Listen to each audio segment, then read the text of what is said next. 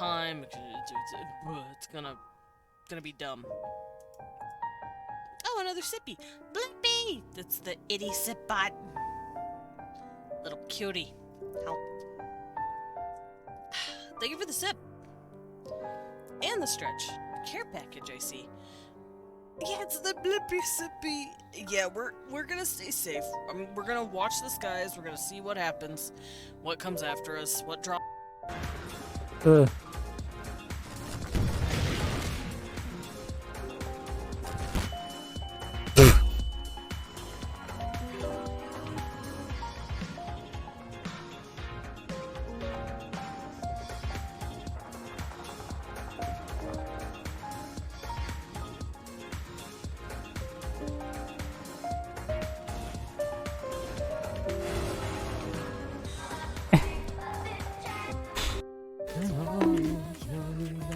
Why am I being bad? What do I do?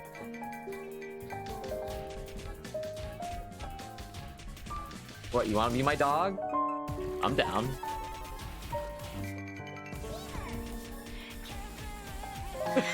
I hate it. Don't read me that.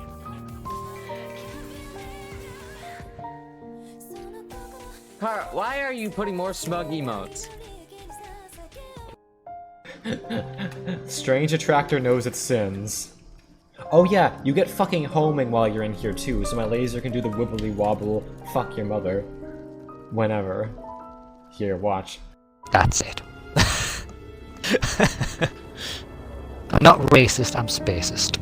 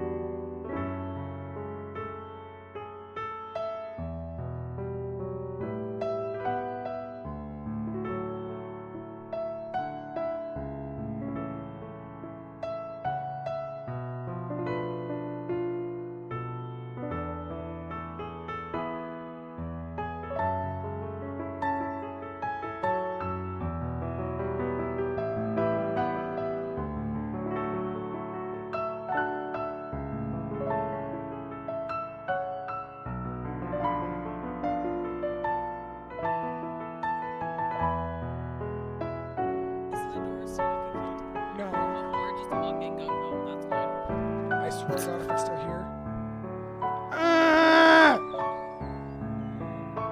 Jeez, look, it's an adjustable weapon. Man, I think we needed that item. I'm so mad.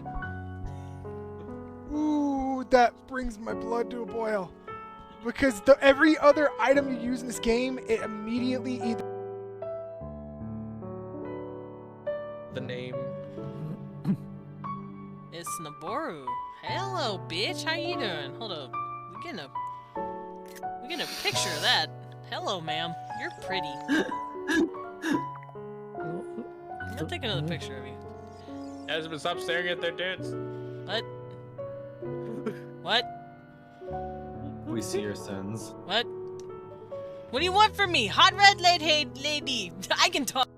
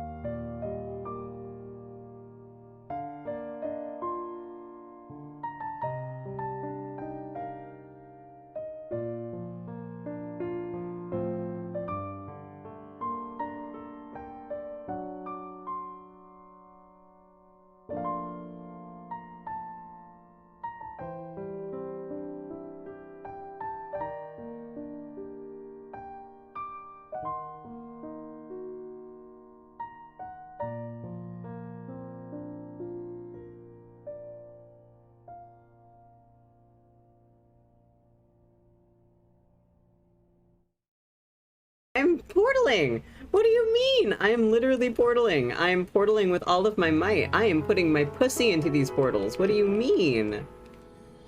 Okay. I'm literally putting my whole entire ass into these pussies. Pussies? Into these portals. I am really going for it, okay?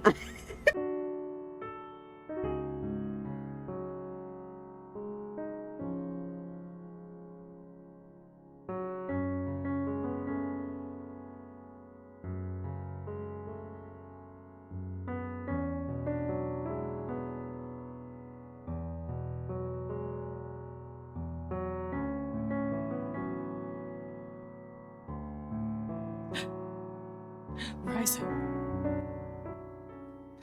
I'm not even fully dressed yet. Give me a second.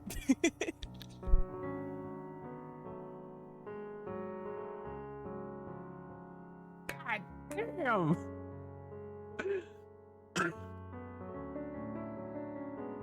This is the best game in the world.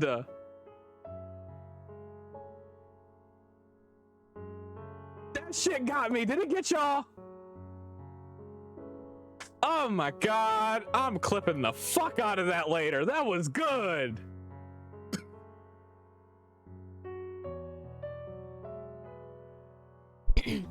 Hello.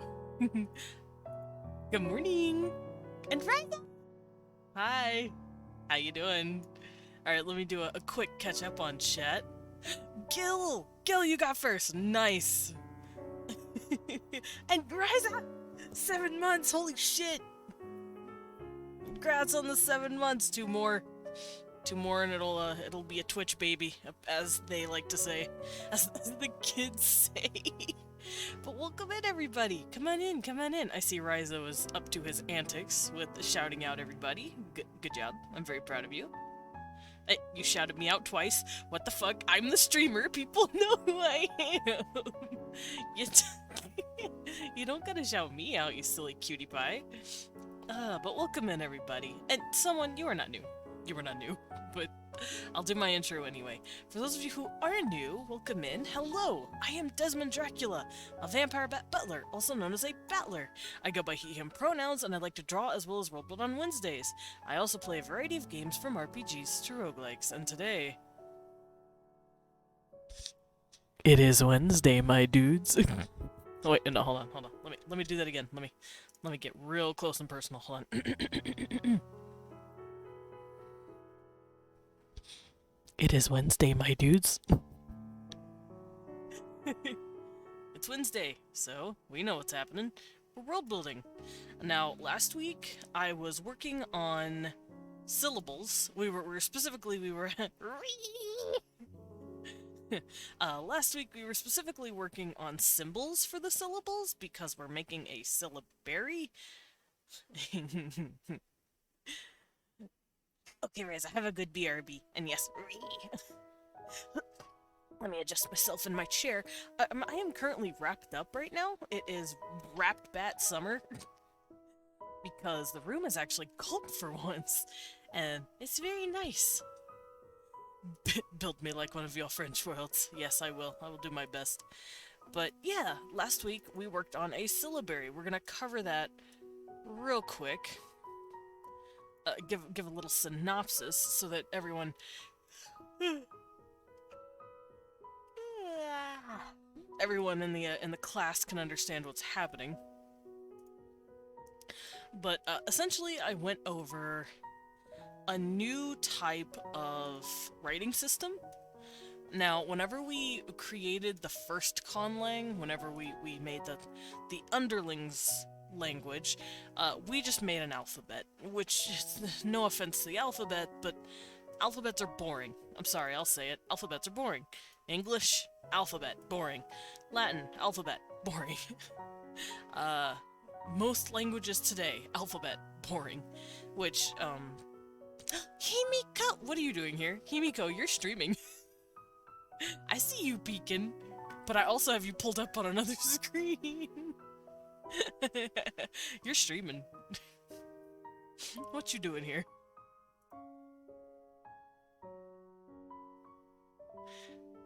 You're so cute. Yeah, for those of you who do not know, Himiko is showing off their new model, and they're very cute. And I cannot chat because verified accounts only, even though I am verified. And even though I have VIP. It hates me. Wah. But oh well. I can at least see their cute face and the little tail wag. But yeah, last time, Alphabet. And Alphabet, like I said, it can be kind of boring. So, this time around, I started creating a syllabary, which, for those of you who missed last week, an alphabet is when you take one sound to one letter or one, character. What's the word? I think the correct, I think the correct language term is glyph. But I'm just gonna say letters or symbols. For every symbol goes a sound. So, like, if I want to spell out the word, let's see, Latin camelos, which means camel. Camelos, it's C-A-M-E-L. You get it. K-A-M-E-L-O-S. It's all a letter, but in syllabaries, they usually take multiple letters or multiple sounds and put them together and write a symbol for a syllable. Like ka, ku, ke, ko, ba, be, bu, bo, ta, te, tu, to.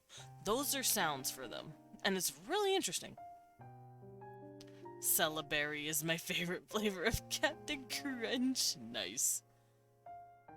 Dude, I haven't had Captain Crunch in a minute.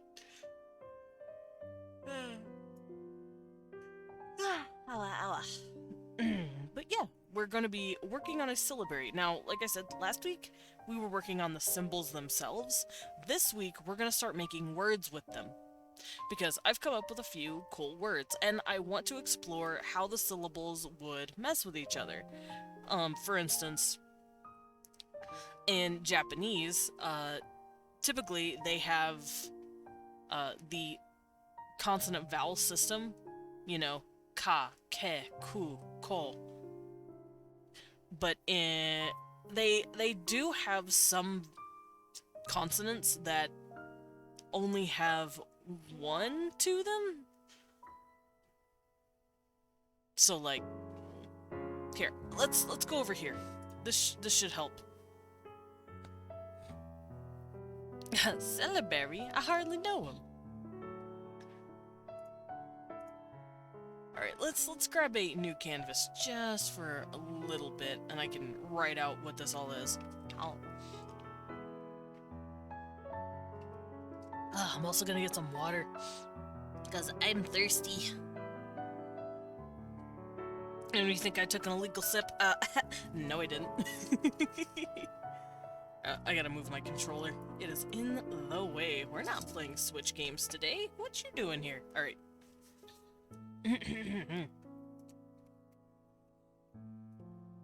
Alright, come here, tablet. Bleh. We selling berries? Yeah, we selling berries. Not my berries. I still haven't found my berries. Who remembers Vine? I do. I don't stop remembering Vine. I go to YouTube just so I can watch old Vines, and I cry about it because I miss Vine. Vine's fucking funny. That's where I got my sense of humor. I still haven't found my berries, but I found this. Proceeds to lick orange. Alright, so this is what I mean by syllabary rules.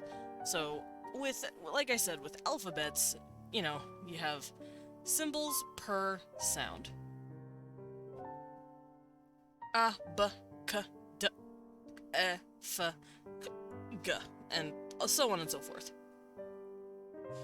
TikTok is nice, but it's not the same. Yeah, exactly. Ah, I missed an E. I missed an F. I'm just real excited to write a G. Who am I?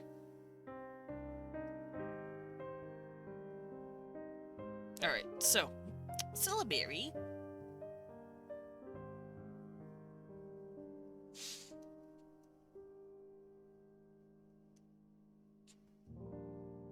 Ka, ke, ku. Ka, ki. Ku, ke, ko. Ga, gi, gu, ge, and go. Na, ni, nu, ne, and no. Alright, so you can see the difference between an alphabet and a syllabary by looking at these two charts. Up here are just our sounds. Down here are actual syllables, and you use these to make letters. Now, there are special rules depending on the syllables themselves. Like I said, for Japanese, they actually have one consonant letter, which technically isn't a syllable. It would technically be an alphabet, kind of. And that is the letter N. It looks like this, and it's really cute. They have a letter for the letter N. So they can have words like ra, me, ramen. Or re, ba, renba. It's really fun.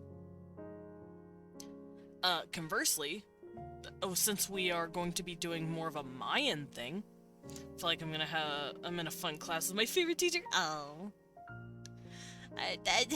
That's so sweet. I'm glad I can teach. Welcome back, Ryza. Cute captain. My favorite captain.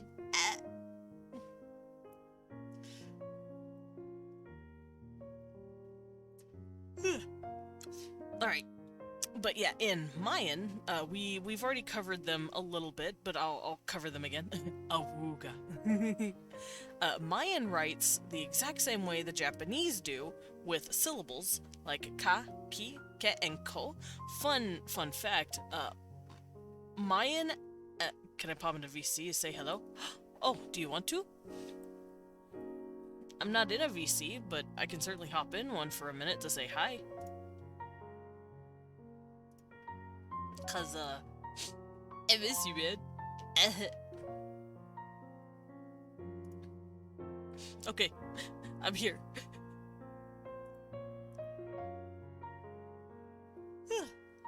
Ow. I'm also yawning. Awooga. Awooga. Hi, buddy, how you doing? I'm doing good. How are you? I'm good. Does this mean you're almost done? Perhaps. Also, do you like my fugi? Oh, yes. Who drew that? That's like really a cool artist. I need to send you their Twitter. You're being cute. And you know, you can commission them. I can't remember the command. I think it's just I got it. exclamation Twitter or Ko-Fi, that works too. Because you can commission them. Alternatively, I do have just exclamation point card with 2 R's. Ah, That takes that's you to what I was all my probably thinking links. Also, don't mind me, it is EP Bat Wednesday. Jeff But yes. Goldblum is Mr. Desmond. Now, I'm not Jeff Goldblum. What is your fixation with me being Jeff Goldblum? But yes, Desmond. Mm. Well, what if I was to tell you that I'm back now? I'm happy. I missed you, homie. What the fuck? I missed you too. I'm gonna fucking cry, dude. I'm fucking happy you're here. Yes, I'm back in bonny old Scotland. Fuck yeah.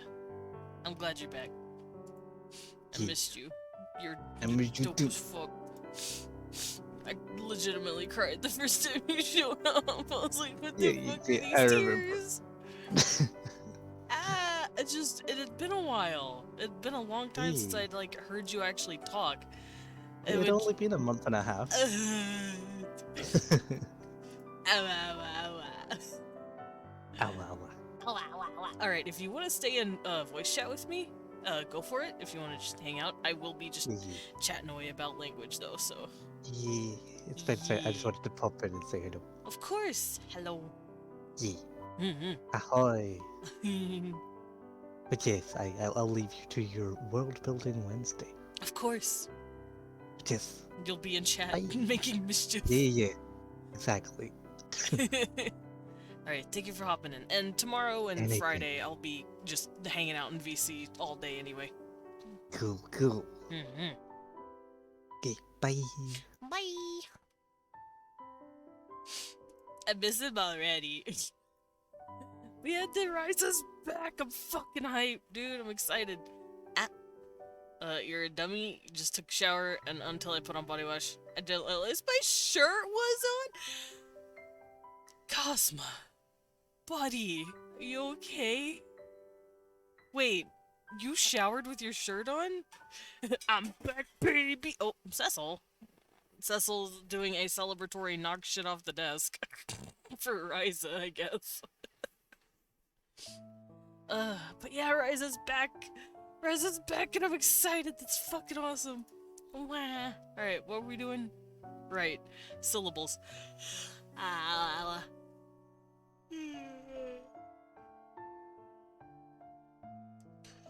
yawning. No, heart. Heart.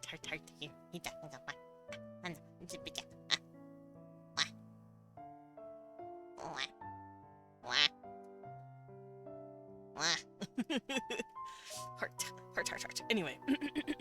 Alright, back on track. Wake up. Okay. So, syllables. Like I said, Japanese, they have their syllables, but then they have one letter that's just an n, or an n, as we would call it.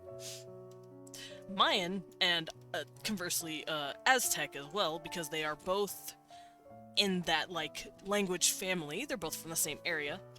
They also have a syllabary, however, they do not use oo's. So if you see a if you see a Mayan or especially Aztec word that has an oo in it, how do you spell it, Ryza? Y-R-Y-Z-A?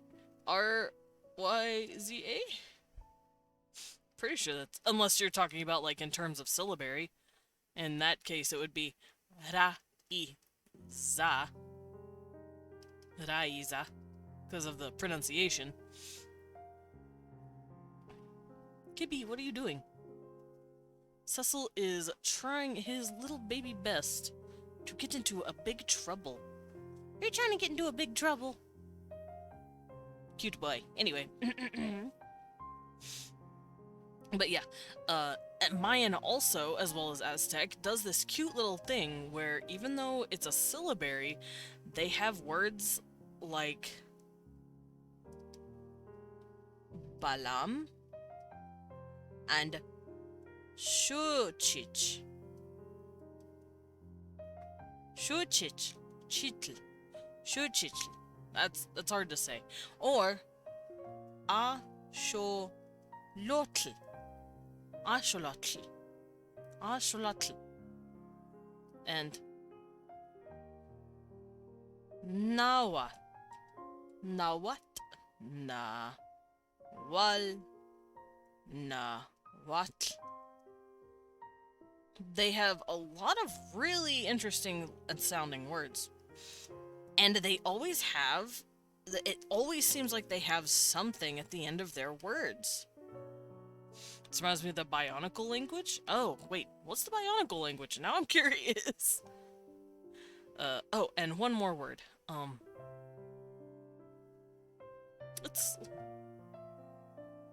me go look up a word.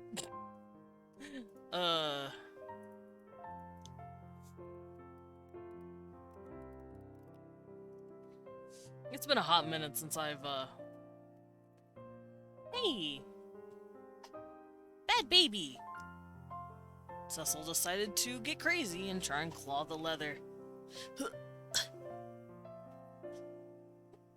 Don't worry, I'll fix it.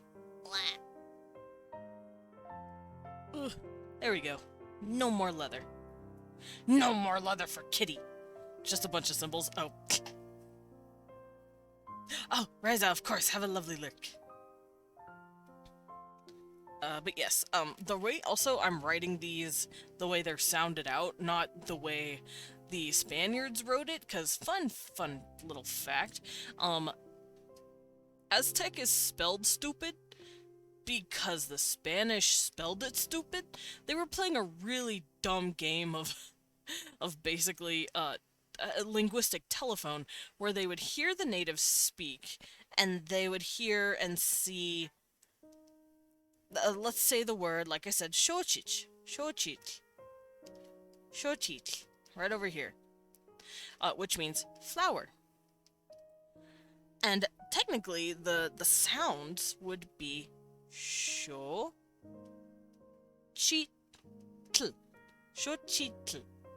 which means, like I said, flower. But they would hear xochitl, and they would go, okay, this, right? And it didn't work out, because they don't even have U's. It just sounded like they did to some of the Spaniards. And then when they'd hear words like, nawa, na, wa, tl, they would write it in their Spaniard, na, huatl. They do this weird shit. That's not how it's spelled, or that's not how it would be spelled nowadays in the IPA. That's just how the Spaniards wrote it, because, you know, that's how they pronounce shit. That's how they write stuff. So, whenever I'm writing down Mayan or Aztec words, I'm going to be writing it not how the Spaniards spelled it, but how it sounds. For example, oh, what's that place called? I know I mentioned it in a post I wrote, actually.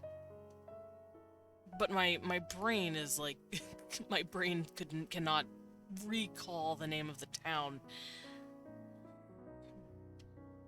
But I do know it is a Mayan site nowadays, and an Aztec site. Usagi! And the moment I see the words, I'm gonna remember and cry because I'm stupid for forgetting it. But I am gonna look it up because I can't remember, and it's going to bother me until I do. However, it is a Tenochtitlan. That's right, that's what it's called. Yes, we're at a craft beer shop. No, the IPA, or International Phonetic Alphabet. It's a fancy way of saying we have universal symbols to represent almost all sounds spoken by. Hello, Koishi. Welcome in. How's your appointments? But yeah, International Phonetic Alphabet is them going, okay, we have all these symbols to tell people this is what these will sound like, more or less. But Tenochtitlan, Tenochtitlan.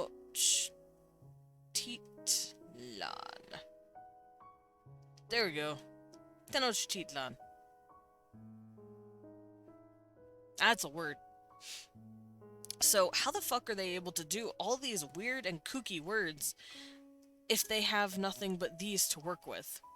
So we're going to come up with some rules for the Dwergish language, at least the Mole language, to say, okay, they're gonna have those kind of kooky letters and language, like, rules as well.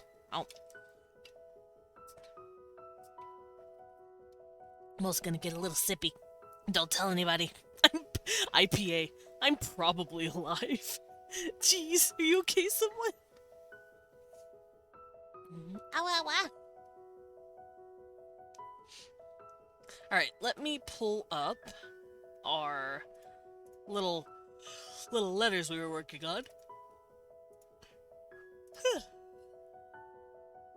Where's my language?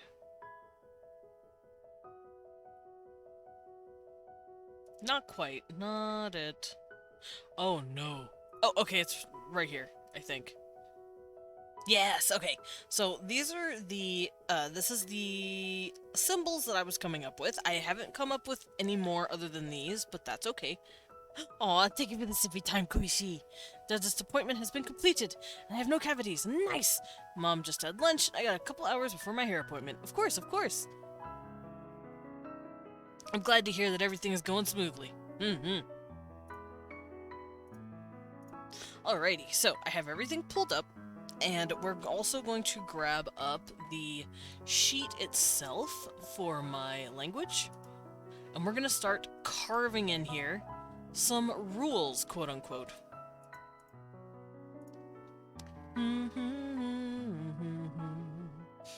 Do I have the door? I do, there it is. Okay. So I'm going to make sure I have...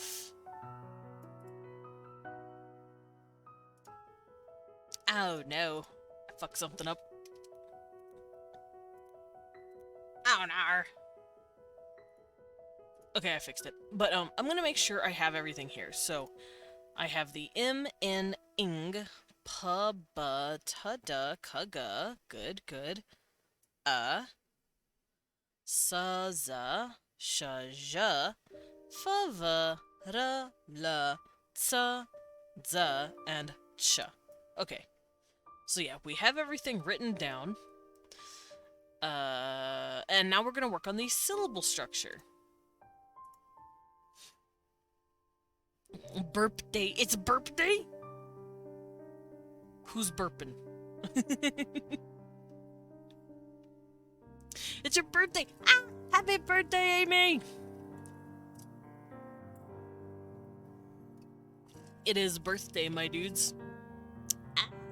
But yeah, happy birthday. I don't want to sing the actual song because I don't know if it's still copyrighted or not.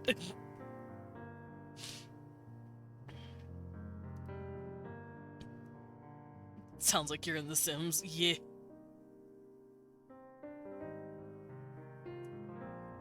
Alrighty, I'm gonna grab this up. Well. And we're gonna work on syllable structure. Because I want to come up with some cool new rules. And by cool new rules, I mean cool rules that Mayan and Aztec pretty much follow anyway. Alright, so I'm not going to worry about sound variation right now up here because I want actual words first. So the structure right here is fine.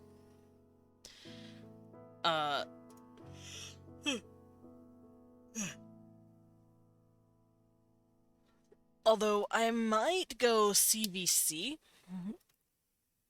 or CV and then something else. I'm gonna do this so I'll remember to put something here. The happy birthday song is copyrighted? I know! Well, last I heard it was, which is why a lot of restaurants don't, like, sing it. Not in the usual way, at least, because apparently it's copyright. It's bullshit, but what are you gonna do?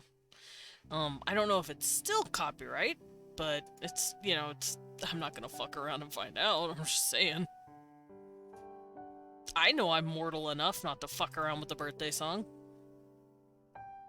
But yeah, happy birthday. Someone.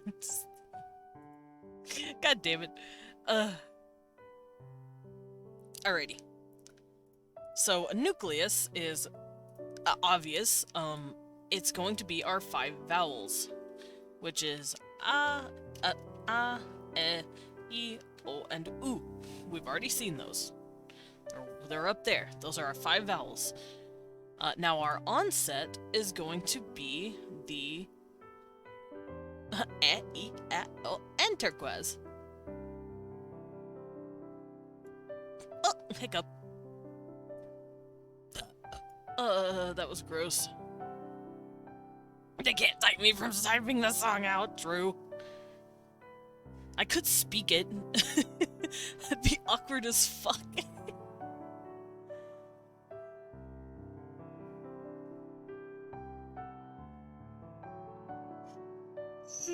You know what? Hallmark would fucking own the birthday song. Shitters. All of them.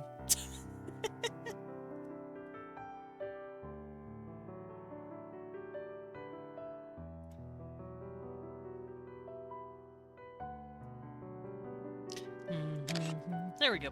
Okay, so I've pulled up the chart, and we're going to write down. Goddamn Hallmark. Yeah, I'm gonna speak it for you, Amy. You ready? Happy birthday to you. Happy birthday to you. Happy birthday, dear Amy. Happy birthday to you. There you go. Just the most, like, deadpan, robotic happy birthday ever. That would literally be sad as fuck. Happy birthday to you, also known as Happy Birthday, is a song traditionally sung to celebrate a person's birthday.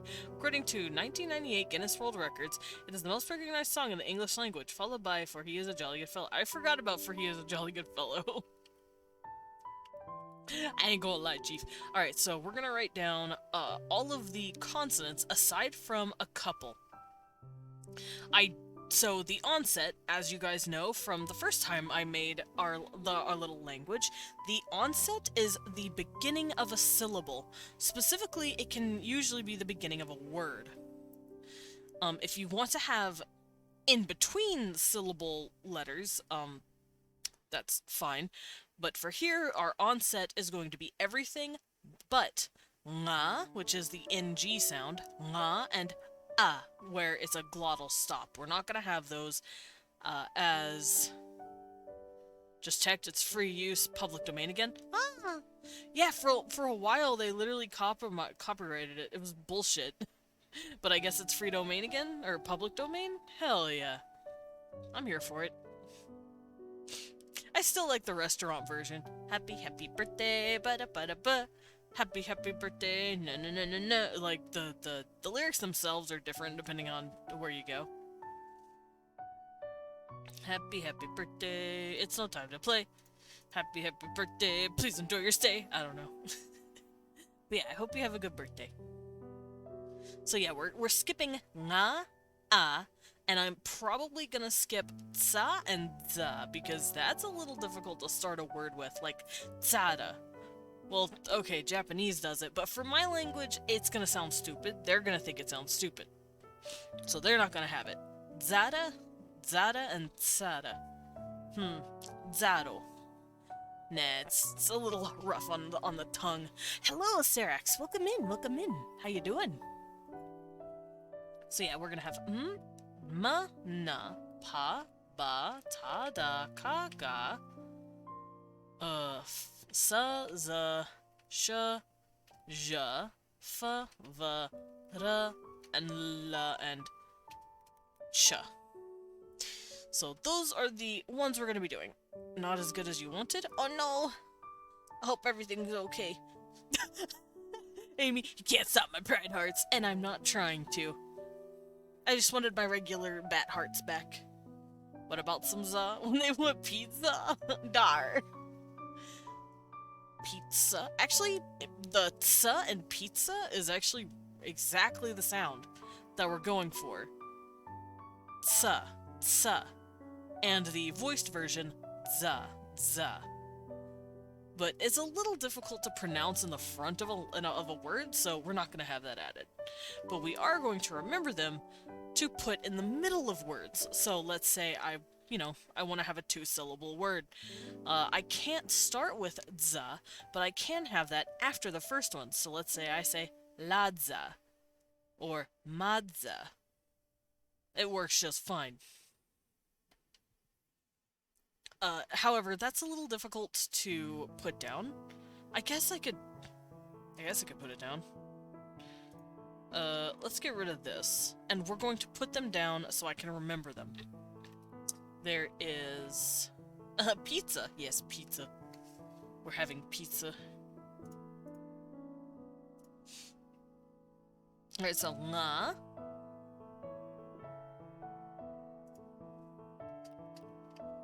There's nga.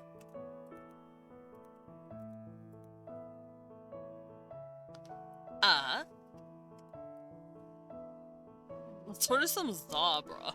Bruh. Let's order some za. Oh, before I continue this... what? Pinguino! Aw, Pinguino-chan! Aw, Desmond, I missed you so much, friend. Oh, I missed you too.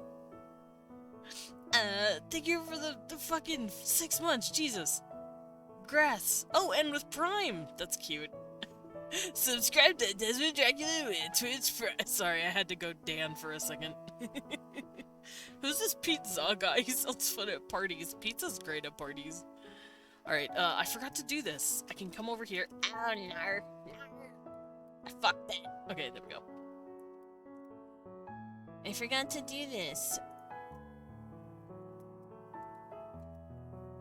What I'm doing is basically going, okay, this is the IPA symbol, which is the symbol for the sound eh, but I'm writing down a Latin letter to let me know, oh, this is what it's for.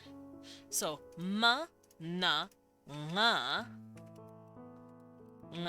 oh, nga, pabatada kaga, a, which is going to be an apostrophe. You know who else is great at parties? Sorry. Fucking Dan has robbed off on all of us in the best and worst way possible. The best and worst ways. It's great. But it's also really hair-pulling sometimes.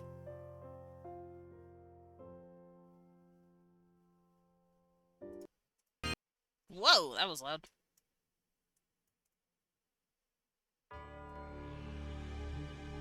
Be Lurking just bought Dishonored 2, so I wanted to play it. Of course, of course! I heard it's really good, I think. I know the first one's pretty good. Alright, so... Ma, na, nga, pa, ba, ta, da, ka, ga, a, sa, za, sha, ja, ja, fa, va, ra, la, za, za, and cha. And there we go. Those are going to be our Latin letters for the IPA symbols because I am not going to take my time to copy all that. Fuck that. That's just impractical. Who do you think I am? Ice cream with chili-flavored chips would be tasty. No. Wait, like together or separate? Like going back and forth? Oh, let's just put me in a food coma. Oh, no. Pata koishi. Pata pata pata. Also, I don't know if I'd want chili-flavored anything near my ice cream. I don't know. I like my flavors to be distinct and separate from each other. I just realized it sounds like someone's snapping in this picture. In this song. It sounds like someone's snapping their fingers.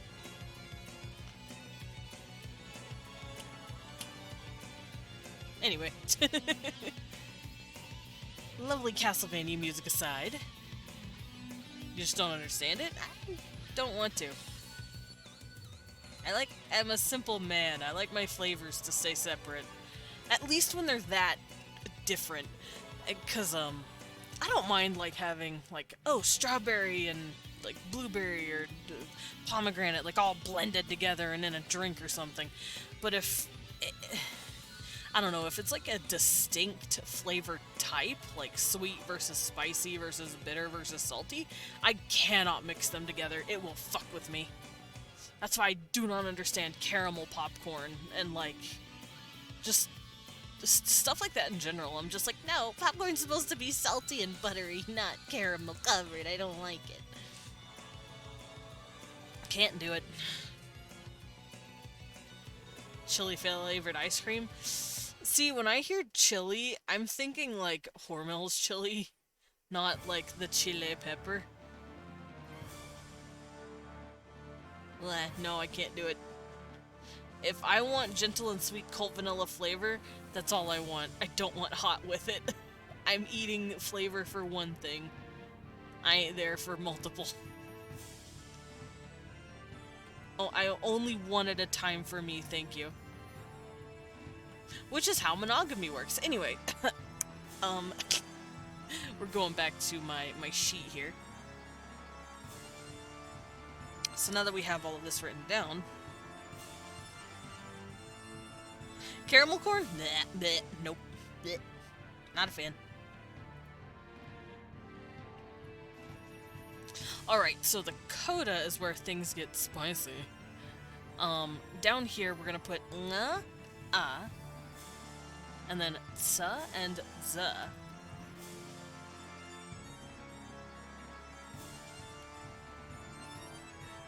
Yeah, those are the four IPA sounds that I don't want to start my syllables because it'd just be a little awkward.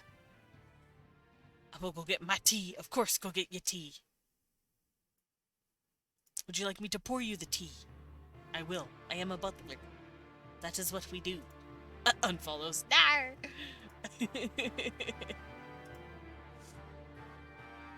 But yeah, ng, ts, and z.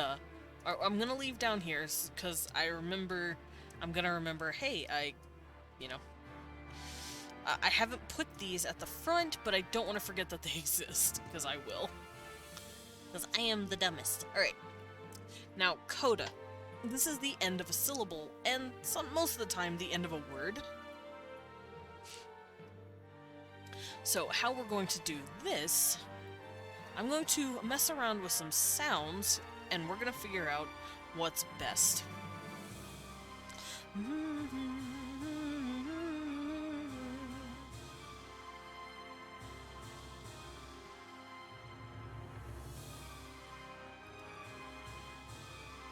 Alright, so...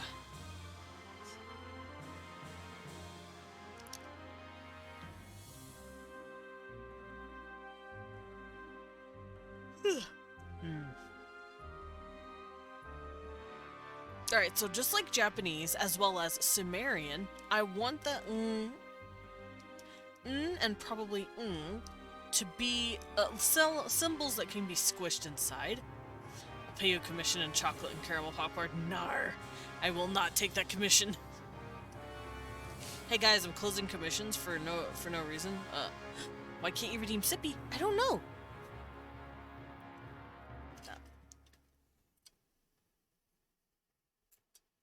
Are you on mobile? Because apparently mobile redeems sometimes fuck up. And that's just a Twitch issue. That is sadly something I cannot help with. Oh, sippy time! Thank you, Sarex. Squeets! Well, I'll get my sippy after I do my squats. Squeets. I was all nice and wrapped in a blanket, too. What the heck? Love you too, Dan. You little brat. Alright. Oh, jeez, I almost knocked everything off. That would have been awful. Let's move this. Let's make sure I don't knock everything over. My desk was about to be a complete fucking mess. Alright. 1. Eek. 2. Eek. 3. And then you just go lurk, you jerk. 4. Eek. 5. Eek. 6. Eek. 7. Eek. 8. Eek. 9. Eek. 10. Eek. 11. 12. 13. 14. And 15. Oh, my legs. Whew.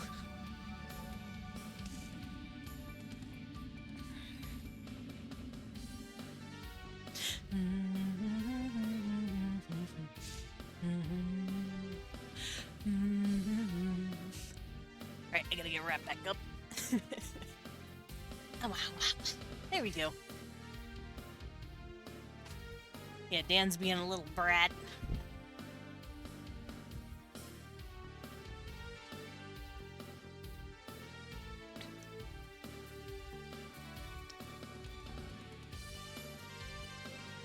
Ugh.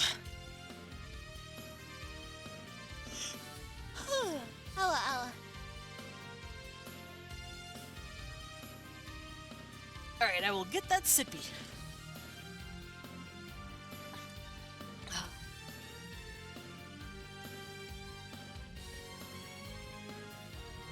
Yeah, I love water.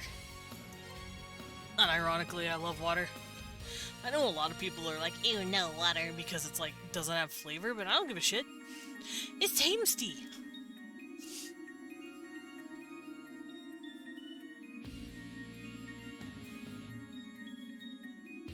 Alrighty, so we're gonna fuck around with the coda and find out. So, from the rules that I've already established, I can have words like ma,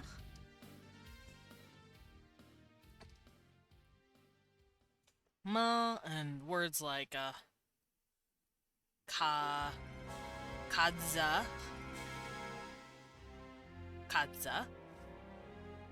It's refreshing. Sometimes I drink uncontrollably. I know it's so yummy. Yummy. And let's say ranga and ja'a. So these are just a few examples of following this chart here. As you can see, I have my ma, I have the, nga, and a, which is what we wrote down over here. That's what we wrote down here.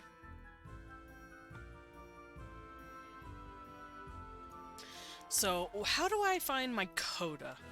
I have philosophy classes tomorrow. What should I wait from it? I don't know. Now, I mean, caramel popcorn's okay, but I'm not gonna eat it. That's for you. More for you, someone. More for you. What's wrong, Amy? Why are we eyes? Alright, so I'm going to come up with some... It will be my first. I see. You perceive me. Oh, I'm scared. Alright, so I'm going to try and come up and think of some letters at the end that would sound really nice. I'm not going to have a lot. I'm probably just going to have like 4 or 5 at most. And I'm probably going to use both Mayan and Aztec as well as Sumerian a bit to essentially be an inspiration to that. So we're gonna look up Sumerian as well as Mayan and Aztec. I know Mayan and Aztec more than I know Sumerian letters and Sumerian writing. Yeah, they have words like ash, min, ush, geshtug, igi, shu. So they have G's at the end of their word, D's, and like, all sorts of crazy shit, even though it's a syllabary. You wouldn't expect it to be, but do you still love me even if I like caramel popcorn? Of course. I'm not gonna sit there and judge you or say you're weird by liking something or not liking something. That's not who I am.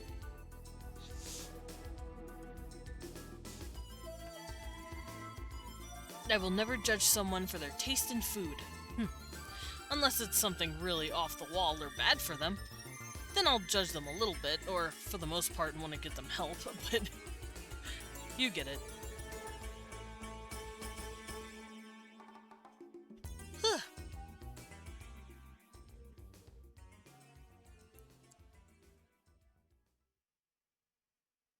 Alright, so we're gonna grab what happened to Leon. I just skipped some things as I understand. I am probably not going to discuss it here, but I say don't worry about it. He's still okay. He's just taking some time. Also, it is the beginning of the new school year, and he would like to focus on just that, on his teaching career. So he can't really afford to do anything stream related, if that helps in any way.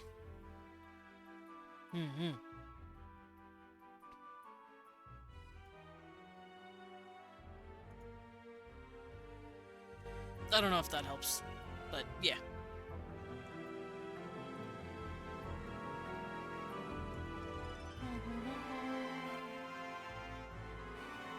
Alright, Alright, so I have a few words pulled up from Mesopotamian as well as Mayan and a little bit of Aztec, because these are the main languages that I'm going to base my stuff off of, because they're really good languages. And Leon is busy surviving Raccoon City. I agree.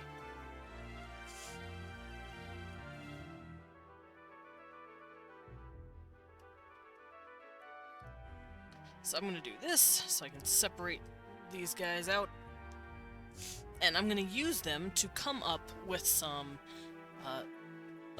basically some end letters. I like the word kadza, it sounds really nice. So I'm going to use that. I also like the word luka, and ja'a. I'm going to use these to help come up with stuff. So, I was thinking of using the nasals for the ending, as well as the laterals, la and ra. So, kadza could be kadzan. It sounds really good. Or kadzam. Also sounds very nice. And then luga could be lugar or lugal. I really like that sound. Now, Akkadian and Mesopotamian languages also have sh and z at the end.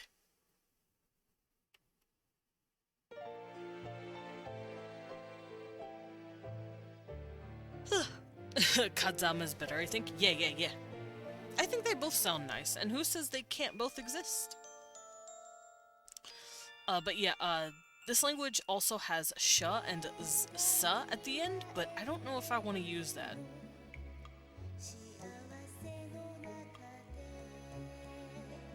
It also has da and g, but I don't think I want to use those either.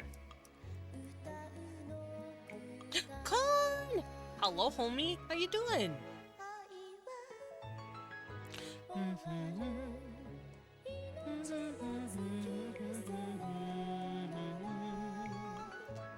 Yeah, I don't think I want to use sh or sa or da or ga.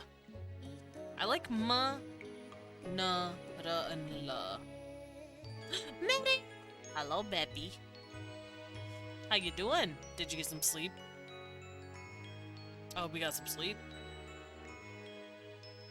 I would cry.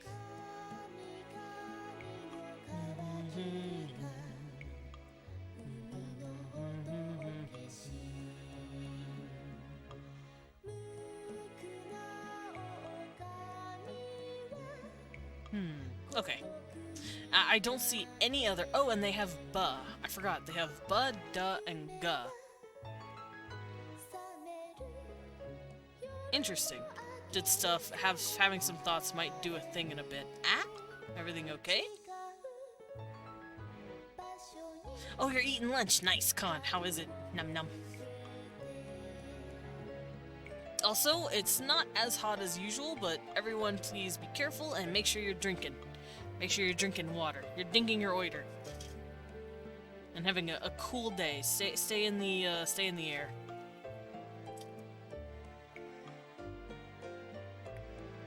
Oh, medic, thank you for the zippy. Oh. Wobber. Yeah, I punched a boulder in half, and then I got an award from the president, and then everybody clapped.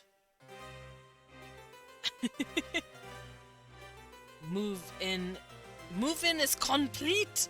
So now it's vibe time. Nice. Glad to hear you moved in.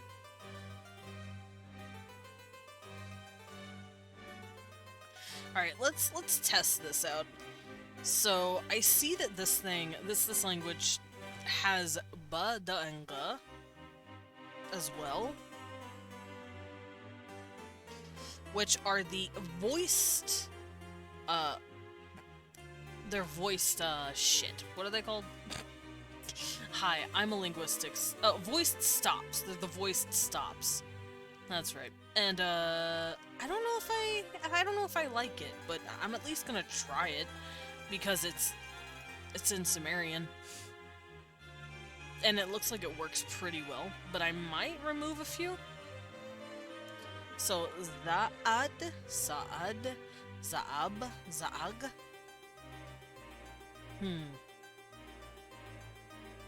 You have to continue the bat line, Leon. How does that even work? Please clap. I remember that. Please clap. That guy was so fucking sad. Please clap.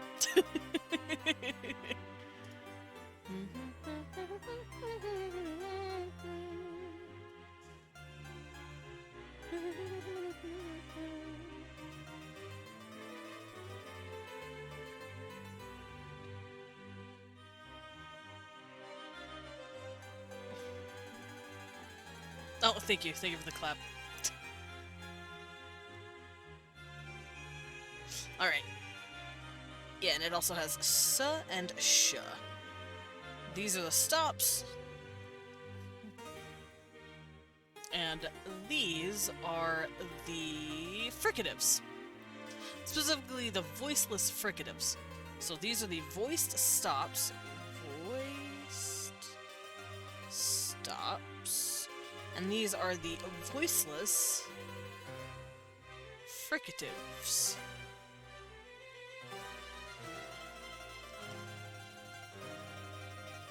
Yes, terrible handwriting. Please read it. 53K! Nice. You got 10K cubes. Nice. Everyone's climbing. Alright, so I don't know if I want to keep these. The sa and ja are fine. Like za'ash, ja'ash, ja'as would sound fine. Ja'ad, ja'ab, ja'ag. Whoa! Blippi! Hi, Blippi. How you doing? You're cute. Wow, wow, wow.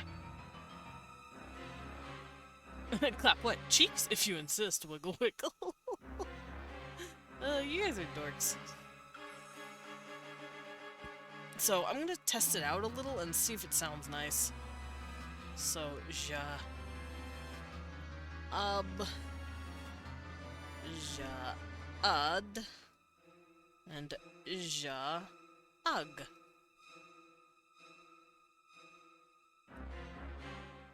Honestly, I don't hate it. I'd hate it a lot less if I could write my A's correctly.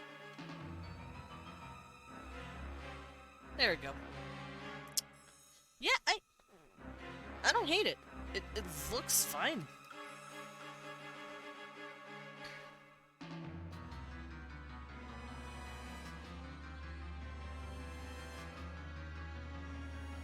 There we go. So now we can use ranga, ranga, and I'm gonna use that for sa and sha. So rangas and rangash. If I were chick clapping cheeks here, Blippi. Oh.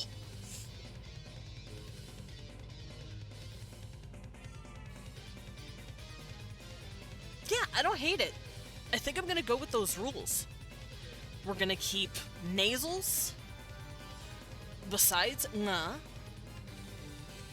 laterals, or liquids, I believe they're also called, which is la ra. They're alveolar taps and laterals, basically. By the way, about Samaria, Gilgamesh is best king. Changed my mind. I can't.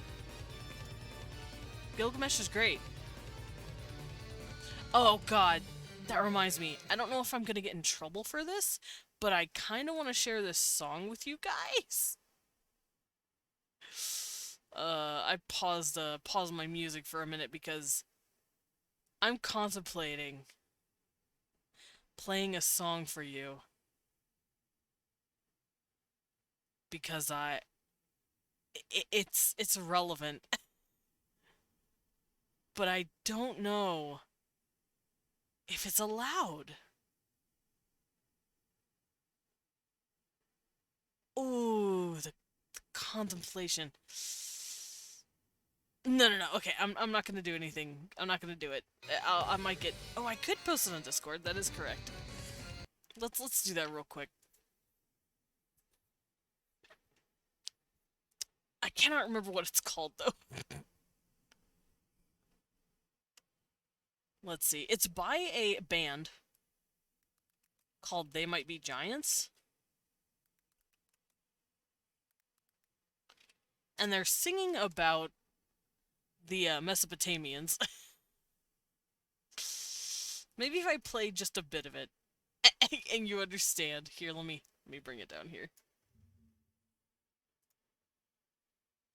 It's a really cool, like,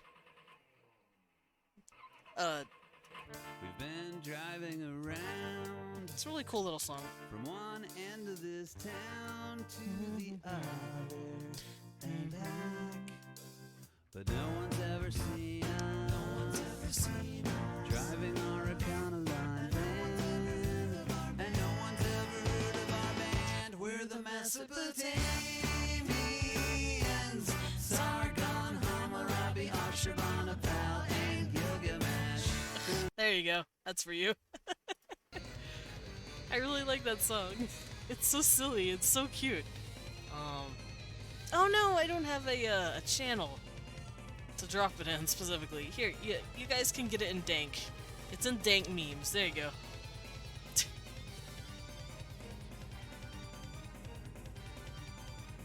His cheeks clapping keeps learning the guards. No, it's a song about the Mesopotamians. Sargon, Ashurbanipal, and Gilgamesh. Hammurabi, too. That's right, Hammurabi. Anyway, going back to the topic at hand, I don't hate it. I like it, so I'm probably gonna keep it. So na, ma, ra, la, ba, da, ga, and sa and sha are all going to be endings to the words. So I can remove all this, and we will do that here. So ma, na. Sick beats to clap cheeks to. You know what?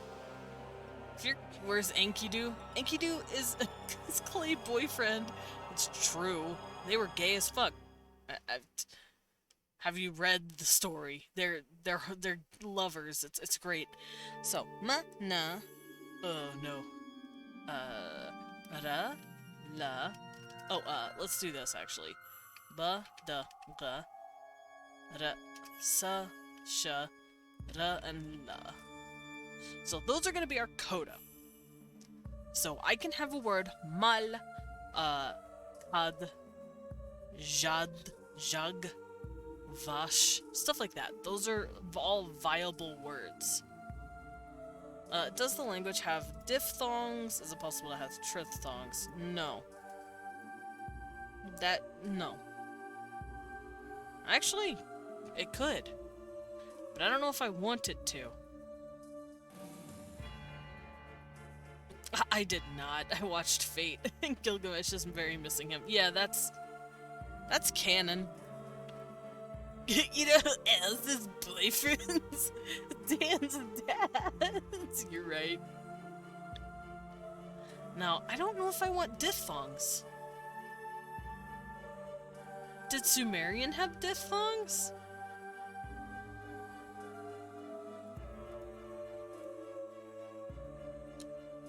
I mean, I might as well leave. No, I'm not gonna have it. So I'm gonna do this. These are medial. These are gonna be medial consonants. Now that just means they go in between the syllables of a word, but they can't start the word, and they're definitely not at the end of a word. So they're gonna stay here. They get to chill here and stay where they are.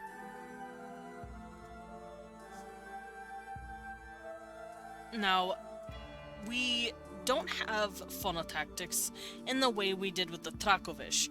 I can pull those up really quickly, because the Trakovish consonant clusters are fucking nuts.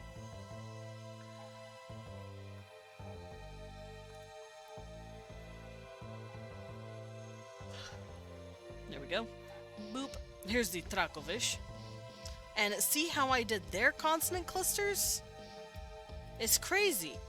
But that's because it's an alphabet, not a syllabary. Most alphabets typically have a really big inventory. By the way, Gilgamesh Treasury is bottomless. I knew Gilgamesh was single, but I didn't know it was bottomless. No, I'm just kidding. Anyway.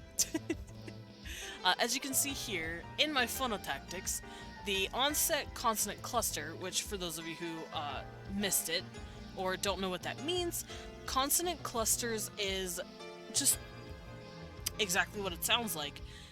What consonants cluster with each other.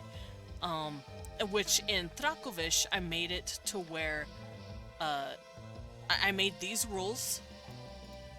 All they lead up to is that these symbols can exist together. Pra, pla, bra, blah, tra, tla, all of that good stuff. But with my syllabary, I don't have to do that. My consonants are not going to cluster at all. Oh, I'm about fade again. No, you're okay. Fun fact, these emojis are next to each other. Yeah. Look at the cute little bat and bear. Oh, you mean like on the list? That's adorable. The bear and the... Well, actually it would make sense because bat and bear are both start with a B and they're alphabetically next to each other. But it's fine. We're not going to think about it too hard. But yeah, my consonants don't cluster at all because the structure is syllabic, which means the letters can't sit next to each other. So consonants do not cluster.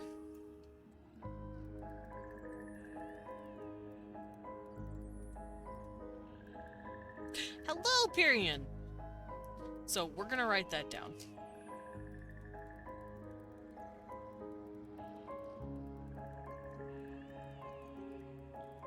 So consonants do not cluster. The language is syllabic in nature and will always have a consonant vowel pairing for syllables.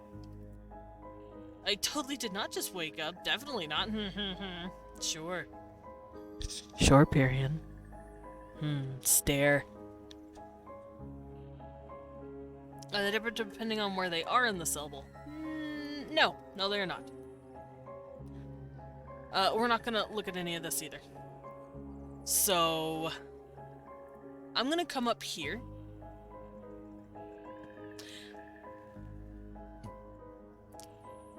Hello, Cerex. Hello, Cerex. So, remember when I put this one here to just kind of act as a marker? I'm going to switch this with ba, da, ga, sa, sha, and da, and la. That's just to tell me, hey, these can chill at the back here, if you want. So, the way syllable structure works is it can either be just a vowel, like a ah, or it can be a consonant vowel together, like ka, ba, da, or it can be a consonant vowel pairing with something from the coda. So, kag, zar, shab, something like that. I think that's fun. And I've set this up this way because it's for a generation, essentially. As you can see up here. So we're going to come down to phonotactics, and we're going to pretty much delete all of this because we don't need it. Yes, someone. What did you just find out?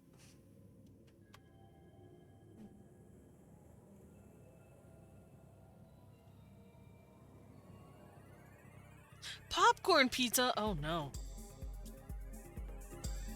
I'm scared to ask.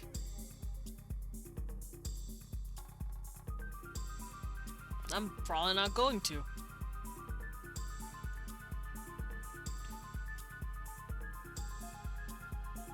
Alright, so yeah, I'm gonna remove this because clusters and morpheme joinings do not affect each other. And I don't really need to worry about obstruence or sonority because I don't need it. What vowel harmony is seen in language? No, get that all out here. We don't need it.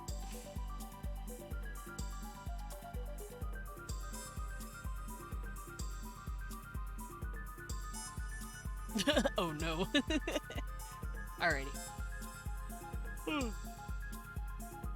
Now then, like I said when writing this, as I explained last week, yeah, it's Amy's birthday today.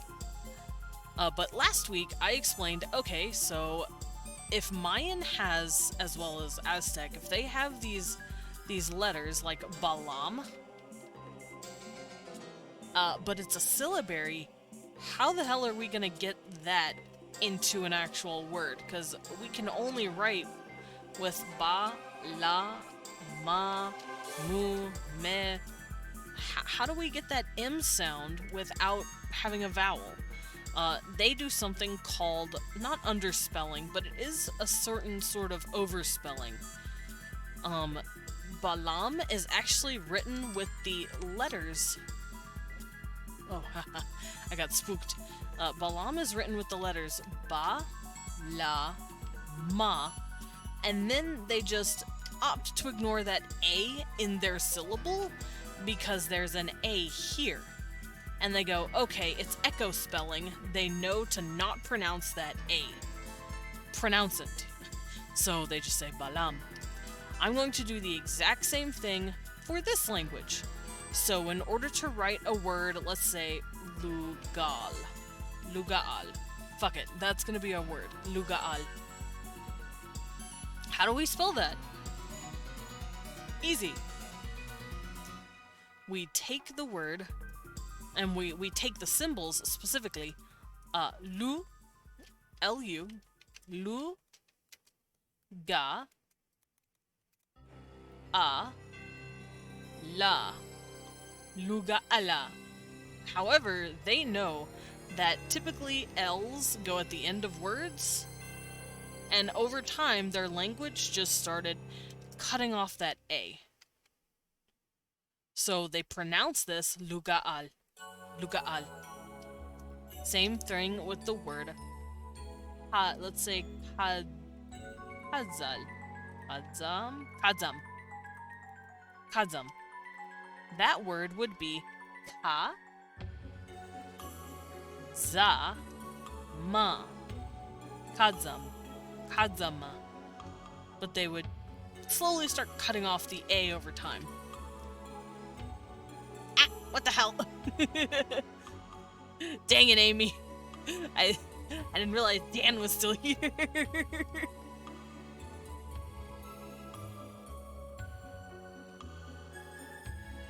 But I hope this makes sense for everyone.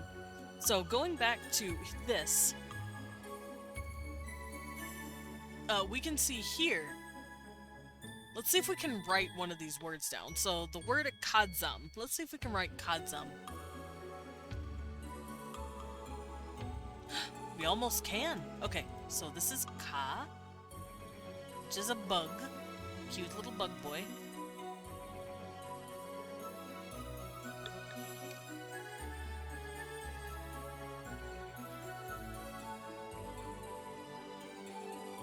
Ka, za. Ooh, we have a za.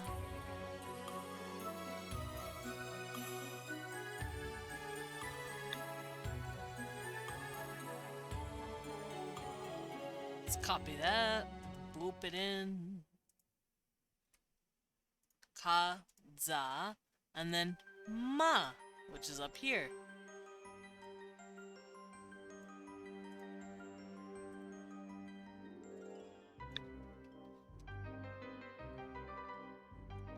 And there. Ka, za, ma. But if we were to look at this word, and we were to read it out specifically in the context of how to pronounce it, where is it? Ah, here it is. It would be kadzam, even though it is technically written out as kazama. Also, I don't know how I would write clapping cheeks. That's English. I'd have to come up with the word for clap and cheeks.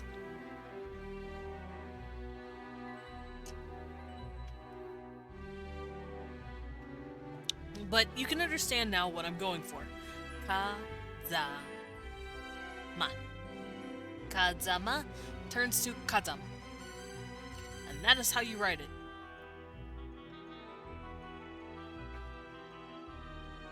So going back to the writing here, we will put that down.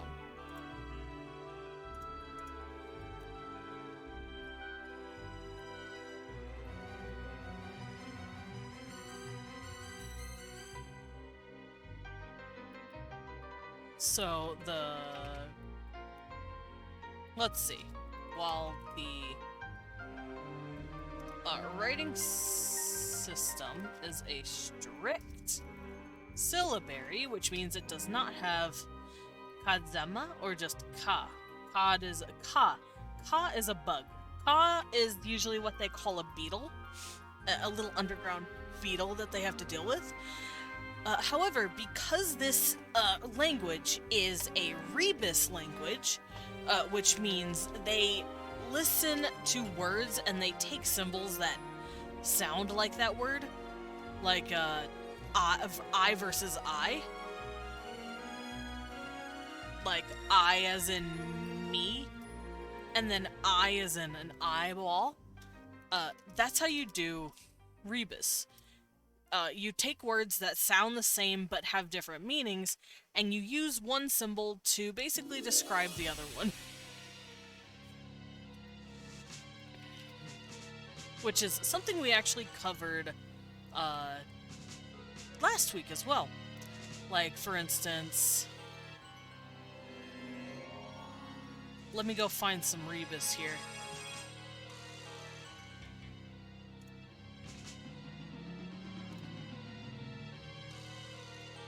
Like this.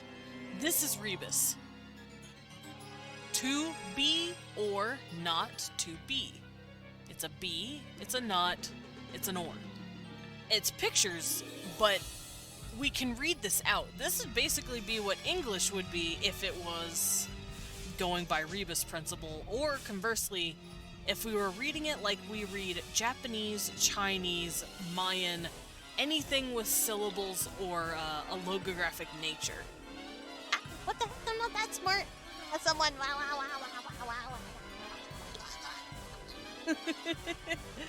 Nard. I just like language. Language is great. But yeah, this is essentially how the Japanese, the Mayan, the Aztec, the Sumerians, and most logographic languages write. They take a sound and they put it together. To be? I love Nier Automata. But yeah, I hope that answers your question, Sarax. So, while the word ka does mean bug, that's also like us saying be means this, it's a be, but be can also mean to be something. And if I want to say I believe, I would draw the symbol for an I would use this symbol for be, and then I would draw a leaf to say I believe. That is rebus. So that is why my syllabary is pictures.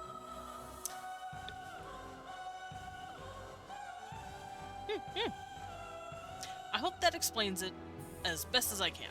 So, the writing system is a strict syllabary, which means it has no letters, unlike Japanese. Oh no, your laptop is weak for Nier, I am sorry. You gotta believe. Yeah, see? It works. But at least I can mod Minecraft. Yeah. Honestly, Minecraft probably has a mod to let you play Nier Automata in Minecraft, but that's... Minecraft mods are crazy.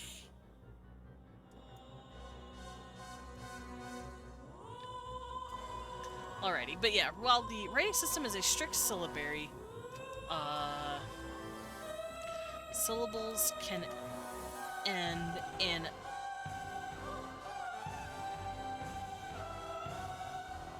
multiple consonants, such as nasals, laterals, and voiced stops, as well as voiceless fricatives. There we go.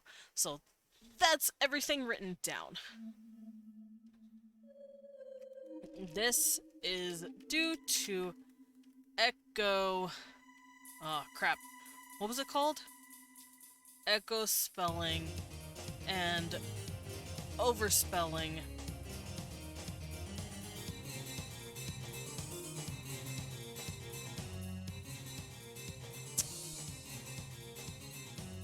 If an ending syllable starts with the consonants n, b, d, g, s, sh, r, or l, then the vowel after it will not be pronounced. There we go. That's our rule. So basically, what I'm saying is we won't be pronouncing these because they come after an L or an M.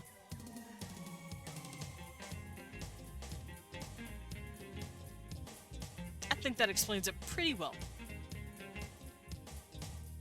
It's not that. Your attention to detail your research into things is unmatched. Oh, wow. Thank you.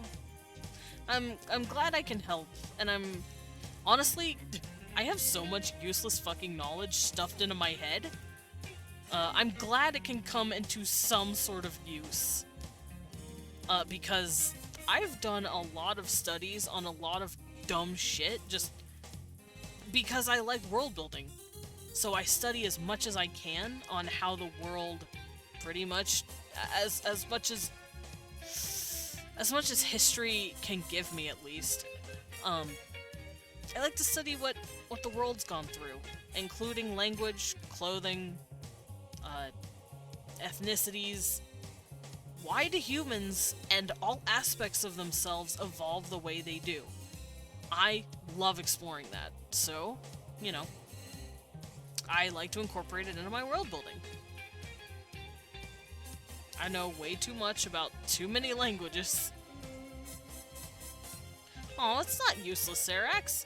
I guarantee if you started doing, like, Fate streams, or if you started teaching people about Fate, I'm sure they would listen, especially if they need help on it.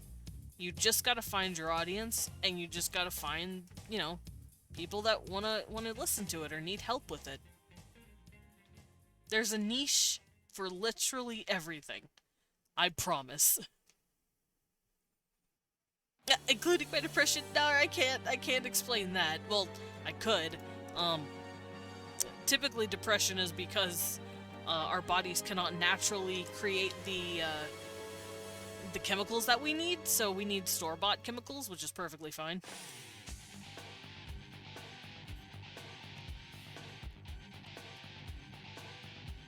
Alright, so other sound rules. We don't need any of this as well, because they don't do these.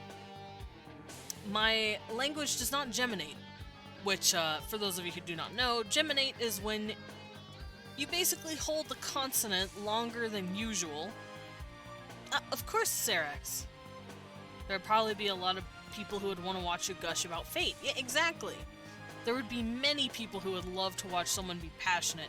I think that's the thing. People love seeing people be passionate about stuff.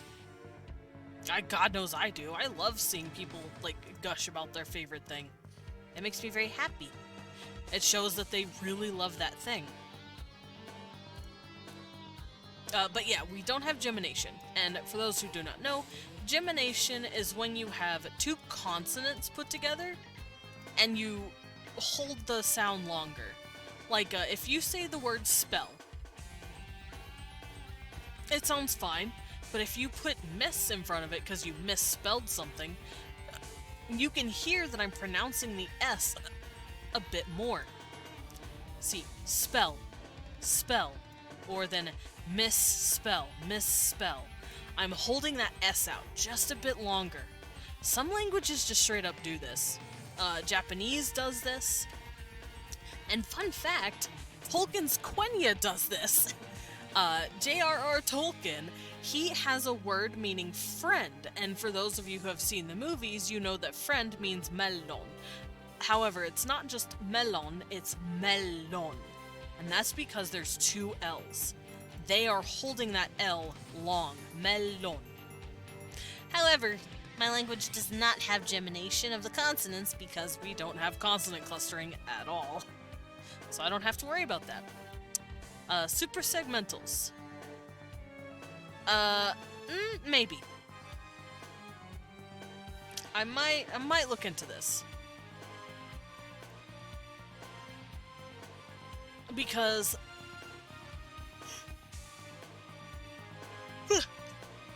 the little I know about Fate lore is stupid, but a fun stupid. Psychoanalyze me like one of your French professors. I cannot psychoanalyze anyone because I am not I'm not in that. I don't know that study.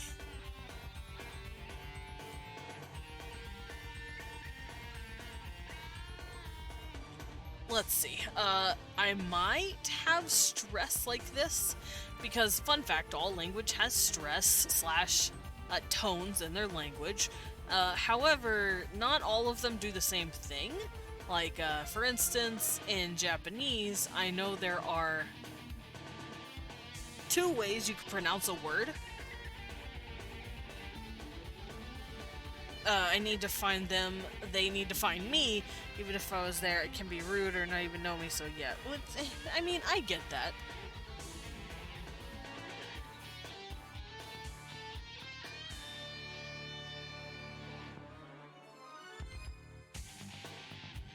It's not stupid, just complicated. Don't you mean everything? To be fair, most, like, Japanese media is all complicated for some reason. Alrighty, so super segmental for stress. I don't know if I want to do that. I'm gonna hold on to that though. I'm gonna keep this here, which for those of you who don't know what stress in English is, it's whenever you put stress on a word and it kind of like changes the meaning. Like if I say, I didn't steal the white car versus I didn't steal the white car, I'm insinuating 2 different things. If I say I didn't steal it, I'm suggesting I didn't do it, but someone else did. If I say I didn't steal the white car, I'm suggesting I did something else with the car. There's that underlying thing where we can just kind of pick up on it and be like, oh, okay. Semantics will change depending on where we stress words. And I don't know if I want to keep that or not. Aw, the favorite college professor. I'm so glad. I'm not a college professor. I'm just a dork on the internet, but I am very glad that I can help you, nonetheless. Oh no, Sarax, please lay down. Yeah, please, if you need to, go rest. I don't need you passing out or getting hurt, please. Go lay down, give yourself a nice breather, and thank you for dropping in. I'm gonna get a bit more water because I'm thirsty. But, intonation. I'm gonna have intonation because every language pretty much has intonation. Which means if you are talking, like, you know when I ask a question, like, could you, let's say, what question? Could you write this for me? Let's say I say that. Could you write this for me? Whenever I ask a question, you can hear stuff goes up. Oh, you're here, you just be horizontal. Of course, understood. But intonation has to do with tone and how it raises or lowers depending on what you're doing. If I'm asking a question and the tone raises, you can tell. Can you write this for me? And if I say, write this for me, I go down in tone because it's a command. So, I don't know if I'm gonna have that specifically, but I do want to do that. I know Japanese does it too a little bit. Like if I want to say, do you speak Japanese? Nihongo ga hanasemasu ka? That is how they would say it. Nihongo ga hanasemasu ka? They do have ka at the end of their word, which is saying it's a question. However, they do angle it up at the end, just a bit. So, Nihongo ga hanasemasu ka? Or Nihongo ga wakarimasu ka? Do you understand Japanese? It's really interesting. And really fun. Now, juncture I'm definitely going to have to do, which is when you hear something, and it can mean something else, like if I say a name.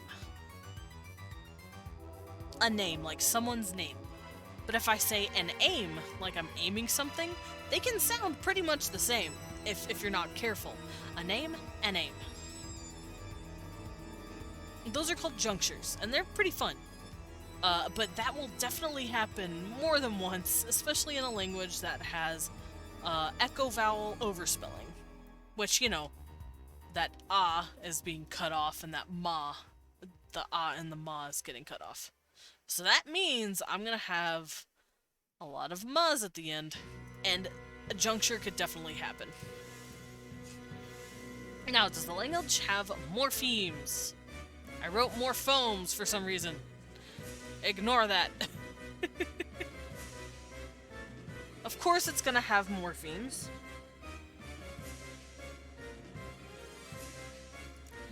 And morphemes, for example, are syllables and words that don't have a meaning. It doesn't mean anything. Yes, you called my name. I did. And yes, everything has morphemes in a way. So I'm gonna just keep that there for now. We're gonna work on that later. And down here you can see the actual writing systems that I've covered. Death Ballad, calm down, I'm sorry. Morphine? Where? Nar, I said Morbius. No, I'm just kidding. But you see down here, writing system is what I covered already, so we don't have to cover it again.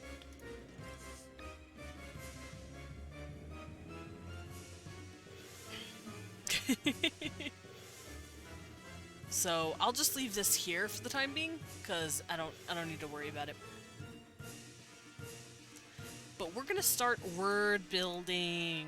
I would love to start word building, not world building. Word building's still fun though. Make a handful of single morpheme independent words. Yes, we're going to do that now. Which, we already know a few of them. Now this is single morpheme. Morbid in this economy?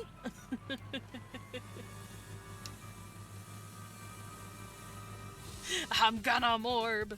Yeah. Yeah, just a quick little morb joke and then we move on. That's how I roll. Oh no! My nail broke. A piece of my nail broke. Uh-oh. Oh well. Honestly, I think that's because I let them grow out a bit too long and I'm typing. So I think I accidentally chipped it while click-clacking on my keyboard. That's my bad for not clipping them good enough. Oh well, I'll worry about that later. That's for future Desmond to worry about.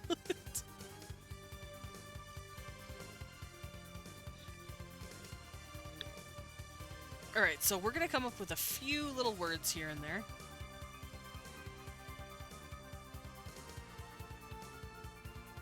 Does Mono ASMR win? I guess whenever I get a better mic.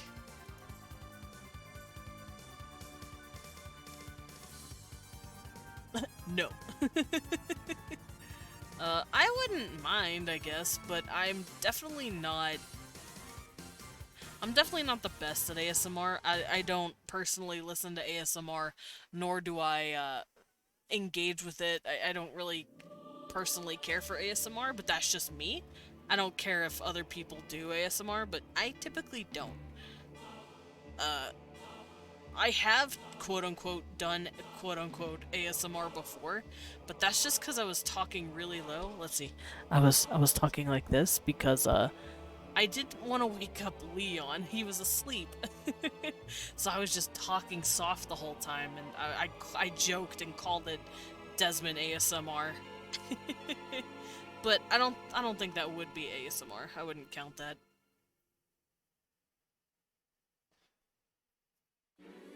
Alright, so let's, in all seriousness, that'd be awesome. Your voice is soothing and amazing. Are you sure? I've heard me, and I sound like a gremlin.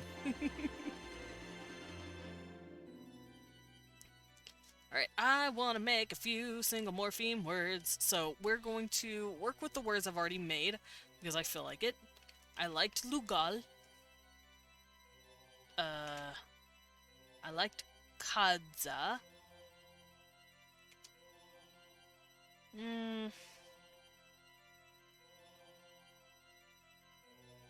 Now let's just write down a few, just because I feel like it, like zag. Or jag. Jad? I like jad. What else? A few more. Lugal, kadza, jad.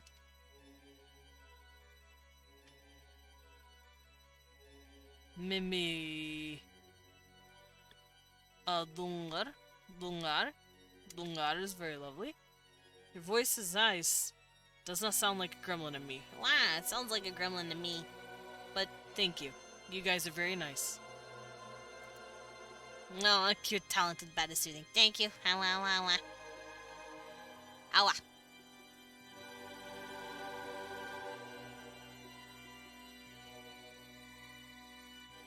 Okay, so, what other word?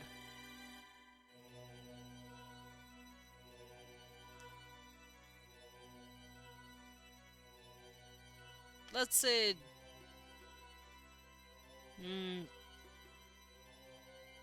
Cha'an? Maybe? Cha'an? I like Cha'an. Sounds really nice. Cha'an. Oh, an. There we go. Cha'an. So these are my 5 words that I'm going to be fucking around with. And we will figure out what they mean. Now, they are single morpheme words, and they're independent, so that means they can sit in a sentence and mean something without being confusing. Like, for instance, if I want to say skill. Skill is a single morpheme independent word.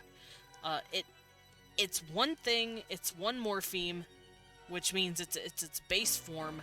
However, if I say skillful, that's 2 morphemes. Skill is a morpheme, and full is a morpheme. And I'm saying skill is a noun, and then if I say skillful, it will sound like an adjective. That second morpheme makes it into an adjective. If I say I'm unskillful, that's another morpheme. That's a 3 morpheme word. So, unskillful. Now, skill and not quite full, they are independent. In unskillful is not independent. If I say un in a sentence, you won't know what the fuck it means because un is not a word. Skill is, un is not. So that's what that means. When you hear someone say single morpheme, you're hearing that the word is at its most basic, and if it's independent, it means it has a textbook dictionary meaning. So like I said, skill is a single morpheme independent word. Unskillful is a 3 morpheme word, and un is dependent because it means jack shit if it's not attached to something. So that's what those mean. So whenever you hear me say those words, morpheme, all that, you know what it means now.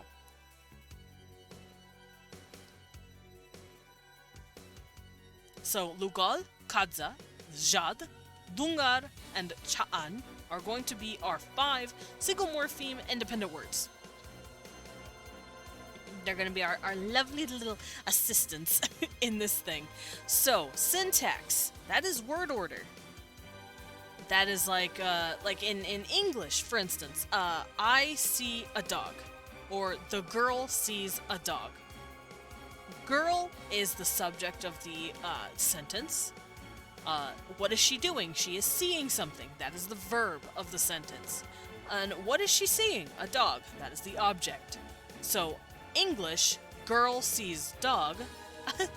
Desmond could totally do a TED Talk. I would do a TED Talk. I don't know of what, but I would.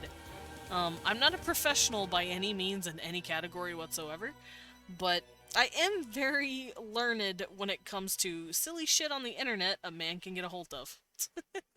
A little bat typing away at the computer. But yeah, English is subject, verb, object. It goes girl sees dog. But that's not typically how some languages do it. In Trakovish, for instance, we did something completely different. I believe we did subject, object, verb. So if I want to say the girl sees the dog, in Trakovish, you say girl, dog, sees. Subject, object, verb. Japanese works the same way. If I want to say the girl sees the dog, you would say shoujo wa ii no mimasu. Shoujo wa ii no mimasu.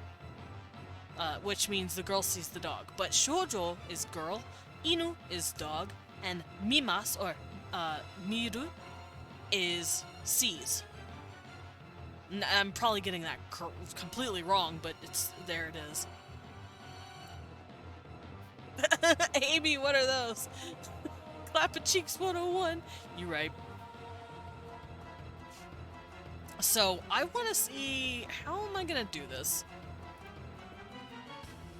Let's look up the syntax for these languages.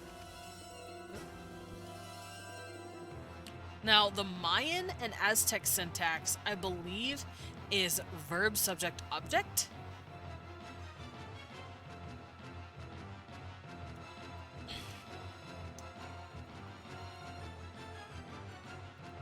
Let me look that up.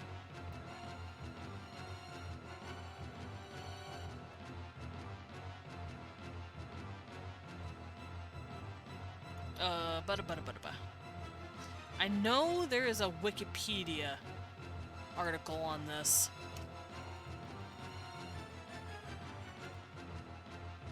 And I do believe it is called word order. Just called word order. Yeah. Mayan languages and Mixtecan languages, which is a lot of just Mesoamerican languages, they are verb, subject, object. So if I want to say the girl sees the dog, I'd basically be talking like Yoda. Sees dog, the girl does, pretty much. Or sees girl, the dog. That's how they would say it. Sippy time! Thank you, Period. I am getting thirsty. Oh, no. I don't know if you can hear that. My water's almost empty. Oh, no. My water's empty. Well, I'm gonna go get more next sippy time. Yummy, though. Oh, and a stretch. Thank you, Sarax. Let me uncrunch my wings. Ugh. Ugh. I popped everything. Ugh, that felt nice. Thank you.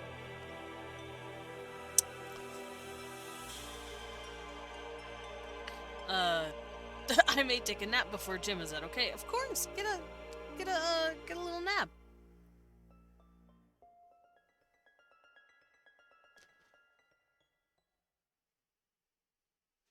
Tasty crunch. No, I'm not tasty. But yeah, a lot of languages like that have verb, subject, object, which, funnily enough, so does Egyptian and Biblical and Hebrew. Wow. Thank you, someone. You're awesome. Wah. I'm gonna fight. Out here just love posting me. What the hell? How is that? Me mad? Me mad? I don't know.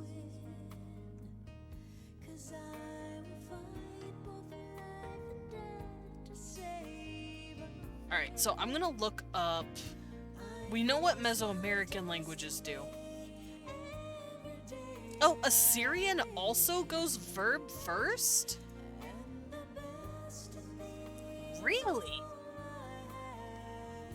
Interesting. I did not know that. Fun fact, Assyrian and Akkadian are from the Sumerian writing system. Huh. Okay, so if that's the case, I may just go that way.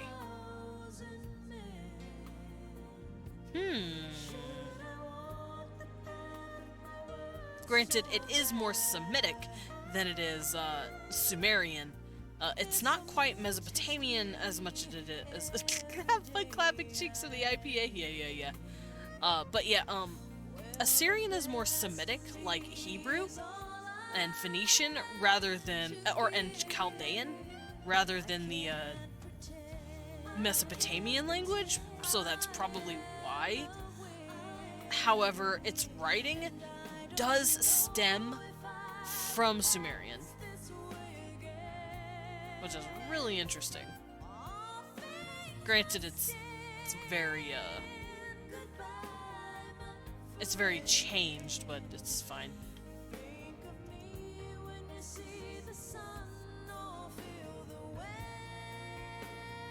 Alright, so that's a pretty close language we could work with. But let me go and see what everything else is.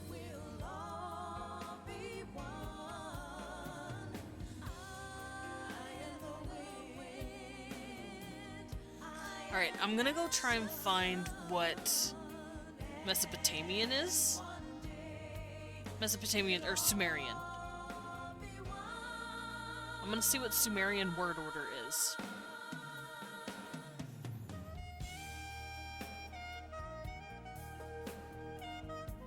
Alright, it hates me and doesn't want to tell me. Oh wait, right here, maybe.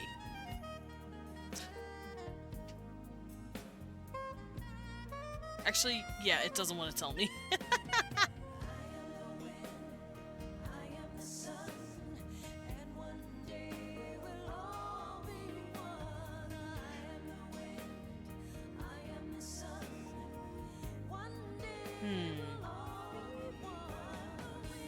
Yeah, Sumerian's a little interesting. It doesn't have... It doesn't have the thing in here. It's not telling me. What? It's just talking about, like, why it's weird. And I'm like, I get it. But I need to know.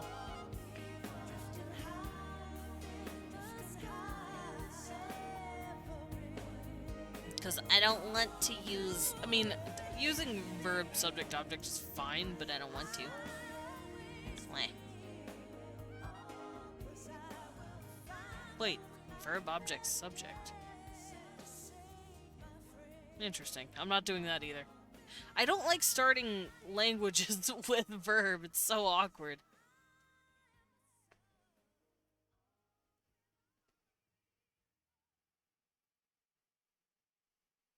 So I'm gonna scroll through all of this. I think I'm gonna have to. Well, I mean, I don't have to, but it would make more sense.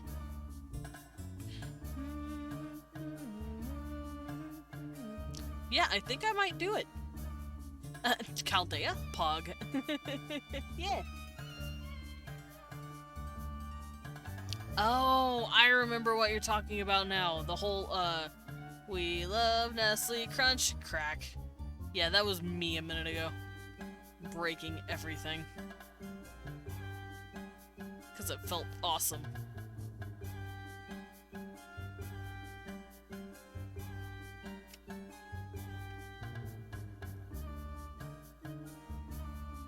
Oh, there it is. Found Sumerian.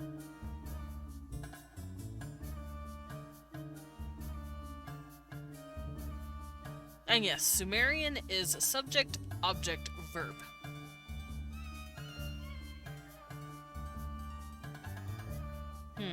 However, verb, subject, object would be really fun, even though it might be a little confusing. That, and I'm pretty sure Trakovish is already subject, object, verb, and I don't want to do that again.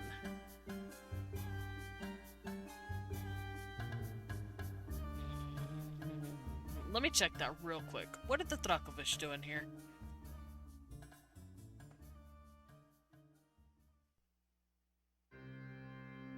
Yeah, there's subject, object, verb, so I'm not gonna...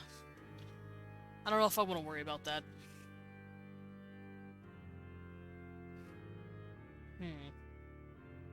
What do you guys think? Because I'm wrestling with it. We're not going subject, verb, object, because that's boring. No offense. So when I say verb, subject, object, I mean, you know, like I said, you say the verb first in the sentence, and then the subject, and then the object. So something like, you know, the girl sees the dog. You would say see, girl, dog. And then in subject, object, verb, it would be girl, dog, sees. And I don't know which one I want to go. Let's go verb first? Alright, we're going verb first. Typical word order is verb,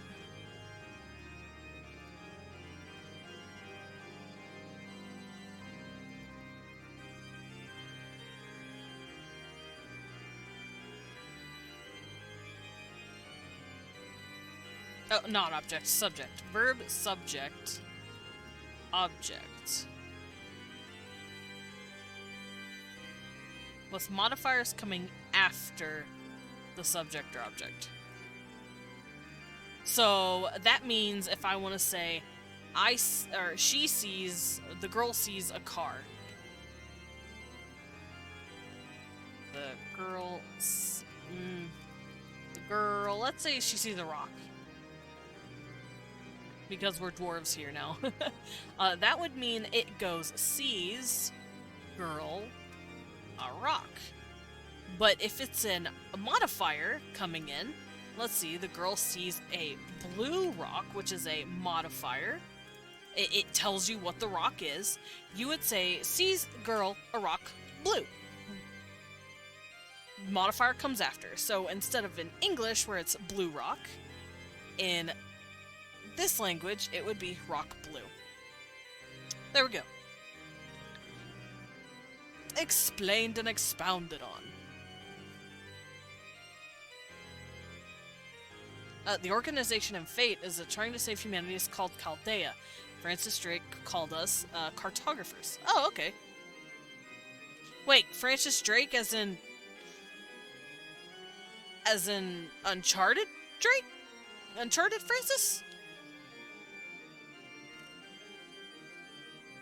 Is that Uncharted Francis Drake? Hold on. Don't mind me. Anyway. I'm gonna do this to let you know it's a modifier. A pirate one. Yeah, Francis Drake. The pirate from Uncharted. And the reason Nathan Drake is named Nathan Drake. Pog. I know more about that game than I should. Anyway. I like archaeology and mystery worlds. I like Tomb Raider and Uncharted and Indiana Jones. Yeah, Nathan Drake. He's named after the famous pirate Francis Drake.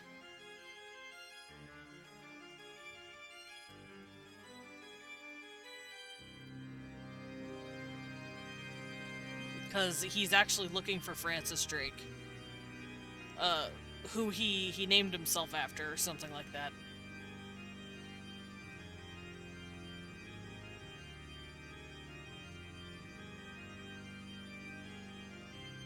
Yeah, it says Francis Drake is an English explorer of the Elizabethan era. Queen Elizabeth I awarded him with the knighthood in 1581 after being sent on a mission to locate the fabled city of Iran in the game. And yeah, Francis Drake is actually... Sir Francis Drake is where Nathan Drake gets his name. Like, in the story. It's really fucking interesting. Anyway, morphology. Hahaha, morphology. I forgot this is called clinical. I hate myself. Anyway. We're definitely gonna have some morphology. That's how most languages work.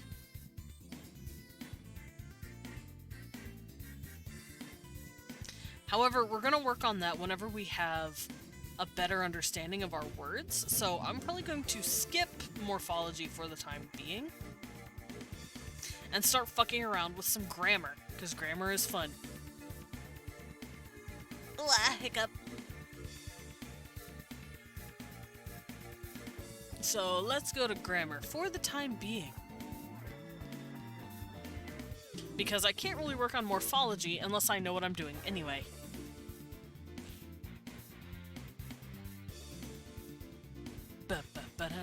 And now I'm going to boot up Awkward, because Awkward is great.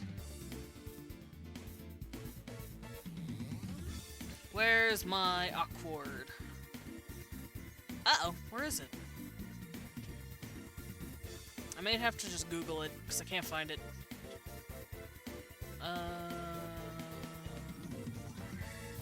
Here it is. Okay. Precious Drake Fate is female. Of course it is. Because why wouldn't they do that? For some reason, okay, listen, we knock at Fate a lot for doing that and gender bending and all that, but hi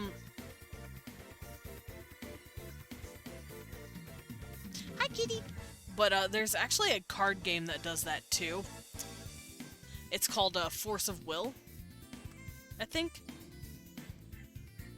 And Force of Will has a lot of gender-bent historical figures that were originally male, and they switched them to be female.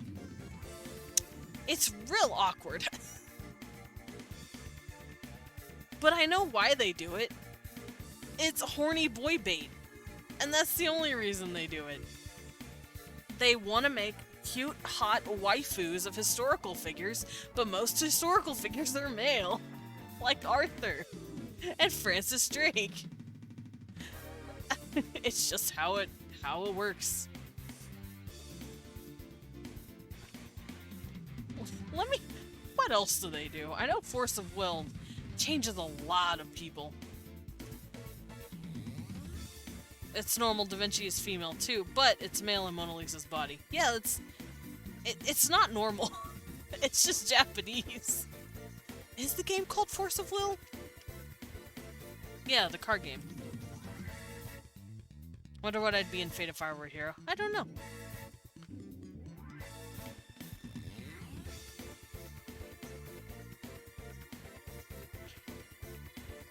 Oh yeah, Percival from the Holy Grail is a female in Force of Will.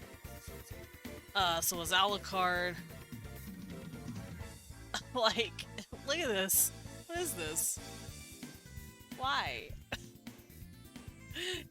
I know why. It's because titties sell, but listen. Oh, Japan, never change.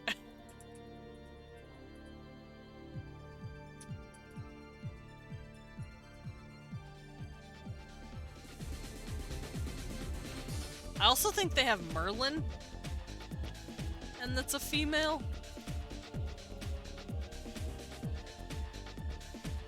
Louis the 14th. Louis the 14th is a female.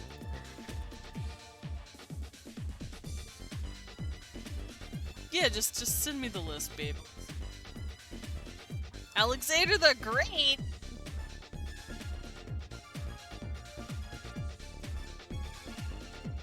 Oh my god, Alexander the Great is a waifu.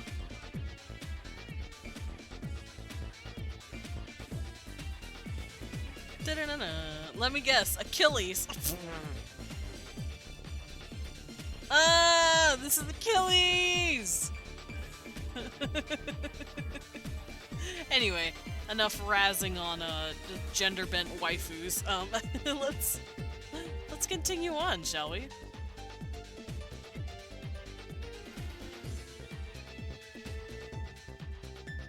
Man, titties would also sell. Ask Pyrian about new carnival.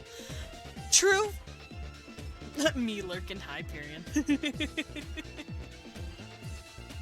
William Wallace? Oh my god, William Wallace is a Scottish waifu. Okay.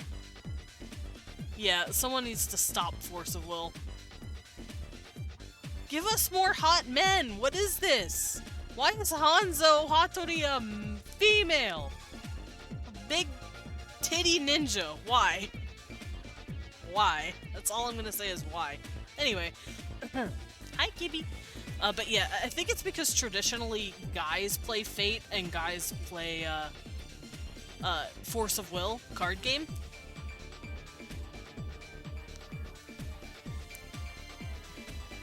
Oh, I've seen photos. I've seen a lot of photos of Fate. Hi, Kevin. Oh, sweet boy. But yeah, I just want to go into the Asian executive office and just strangle the CEO a little bit. Like, stop with the gender bend. Stop it. Iskander's big male. Oh yeah, isn't that Vlad Tepes? Yep, that's Vlad Tepes. Vlad Tepes is a pretty white-haired waifu with pigtails. It's great. But anyway, Marco Polo is a cute waifu. Someone, listen, you say Fate's bad. Force of Will is just as bad, if not worse. It also just... Shakespeare? Oh, no. It also yassifies all the fucking historical figures and turns them into big titty waifus. Leonardo da Vinci. Okay, but she's cute. But at the same time, can they stop? Is that Dante from Dante's Inferno? Is that Solomon? King Solomon? Let me guess. Cute big titty waifu. Oh look, she's a big titty waifu. Cool. Dante is now a big titty waifu. Ugh. I'm disgusted.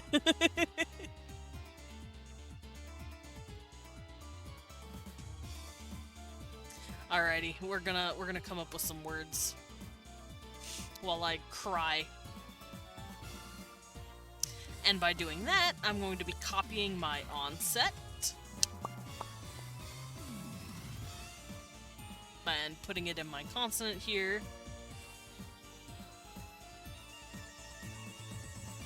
And you guys can't see what I'm doing. I guess I could share it, actually.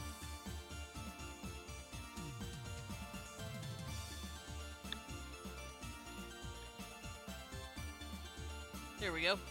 I'm taking the language onset, nucleus, and coda that we wrote down, and I'm plugging them into my list here, and now we're gonna generate.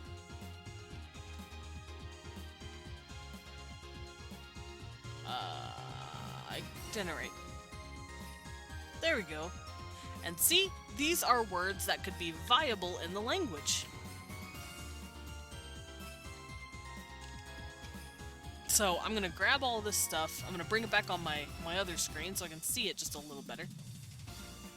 And I'm going to write down a handful of words that could work and help us with the grammar.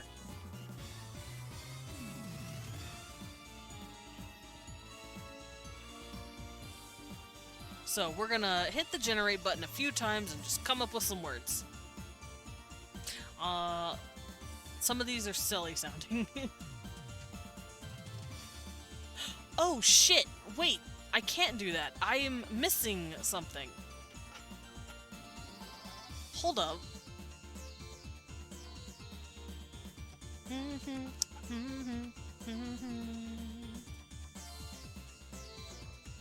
Yeah, I just remembered.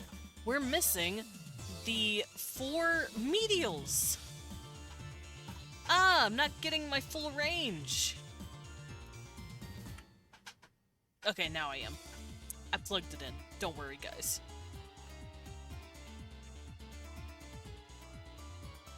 Oh, why did I see Fate's Jack the Ripper in chat for VC? Oh, because we were talking about it.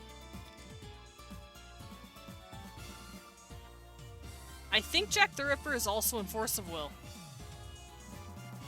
No, it's not. Not yet. Not yet. Oh, they're in Identity V, though.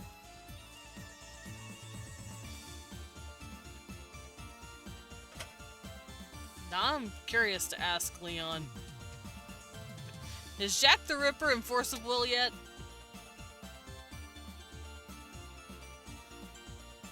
He doesn't know. Well, shit, if he doesn't know, I don't know. No, we were just discussing it.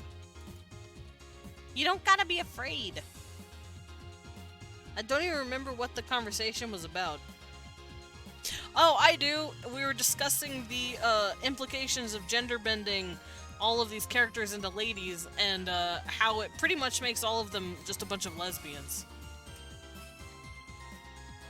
And someone said, yeah, Jack the Ripper's a female too. I'm like, yeah, that would just make her a lesbian that would go and kill a bunch of girls, because the in-canon Jack the Ripper story is that he went out and killed nothing but women because he was a beta male who couldn't get a girl, and so he took it out on prostitutes. So if that's the case, then that means Jack the Ripper, the female waifu version, probably also does that. So she's a lesbian murderer.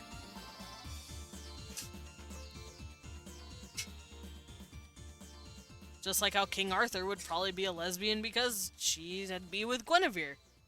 That's what we were discussing when we were talking about Jack the Ripper.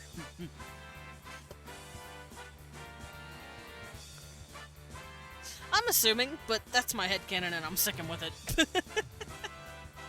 Alright, so everything is plugged in and we're gonna start generating. And hopefully everything is much better. Oh yeah, that looks good. Ah, Choje sounds cool. Or Koje? Chose. Chose. Majab. Majab sounds nice. So I'm gonna start writing down some of this stuff. We're gonna have a little space here for words. Majab. Actually, let me write down what I had the first time. Where's my words? There they are. Lugal, Kadza, Jad, Dungar, Cha'an, Chose.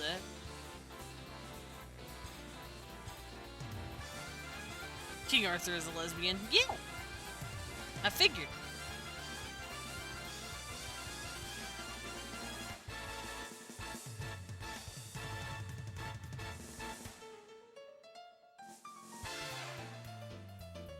Oh, Meshem. Meshem's a nice word. Meshem.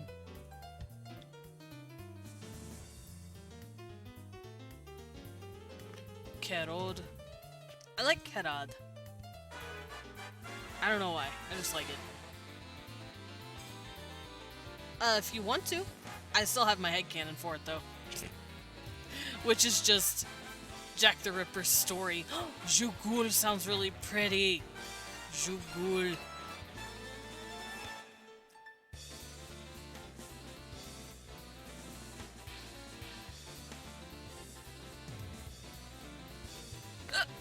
Dureb.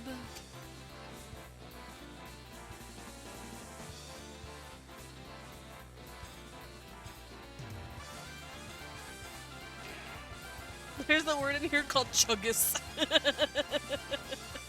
I'm not using that.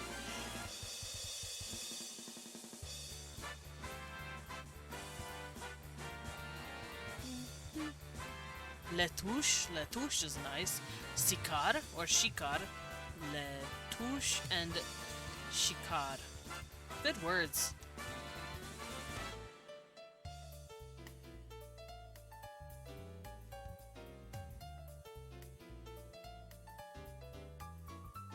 Let's generate a couple more.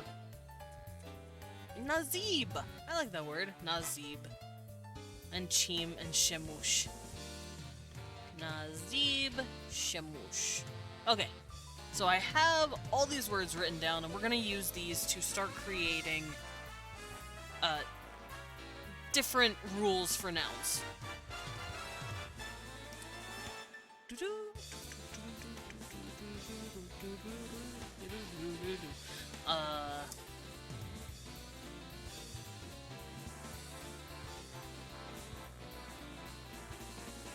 Okay, so before I start doing all this, I'm gonna go look at Mayan noun casing. Because I'm not quite sure how they do it. I know how the Japanese do it. But I don't remember how the Mayans do it.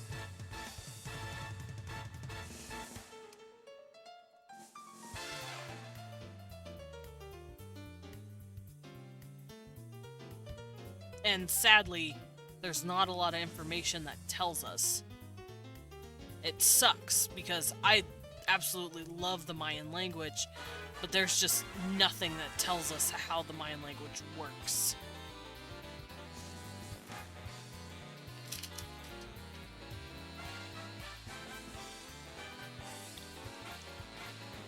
So I'm gonna go look at these real quick and see what could work as endings and suffixes and prefixes to help.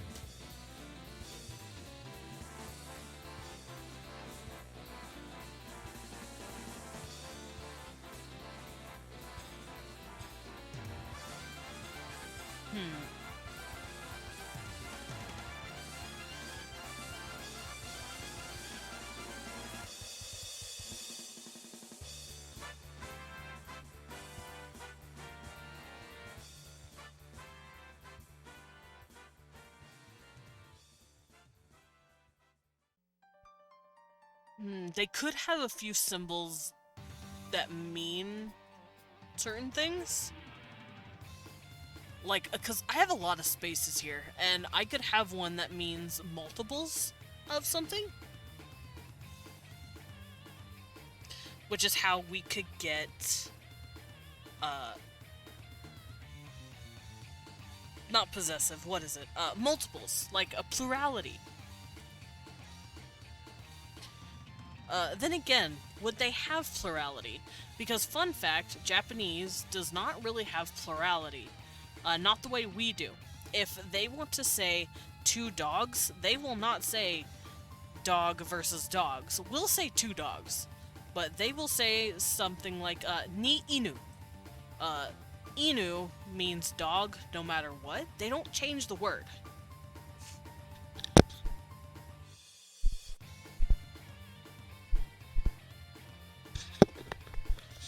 I have a cat.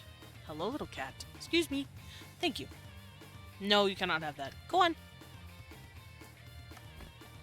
Cecil. Come here, buddy. Hi, I know. Go on.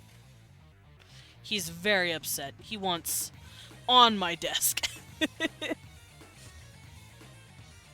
But yeah, I don't know if I should have plurality.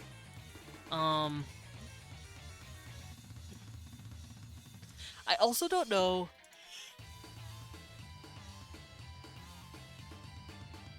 I don't know if the word should have a masculine versus feminine gender, or at least that kind of way. They might have a gender system that's different from that. It might be more to do with the ground versus the sky or the ceiling. But I don't know. I'd have to work with that.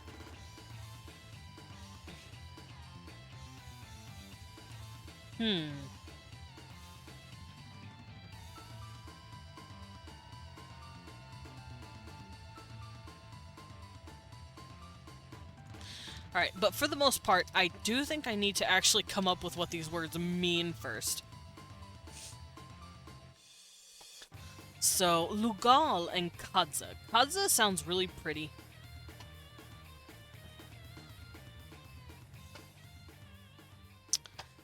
But what would it mean?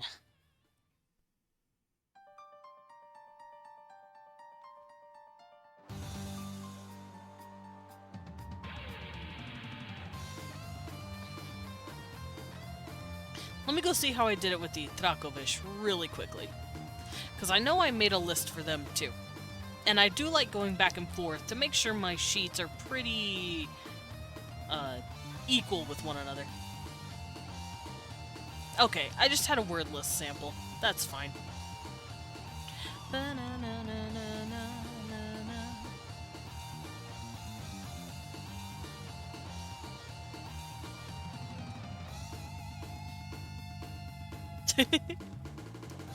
Word list example.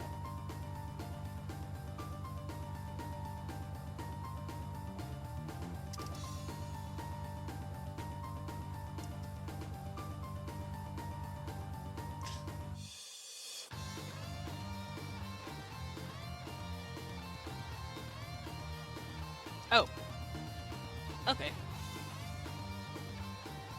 So I'll do this for now, and we're gonna wait. No, I want. What the fuck? There we go. That was weird. It didn't want me to like keep the word separate from the space. Fuck you. There we go.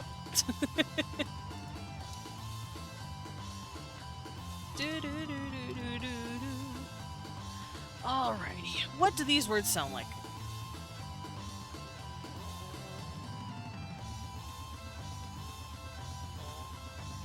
Jack the Ripper is like a reincarnation of the children that died in the period of 18 to 1900. If we take the original, she was going to Prost. Asked to be their mother because they would understand them because they're typically in the same situation, but every single one said no. So she killed them. Took their organs, very gently cuddled them. Ew.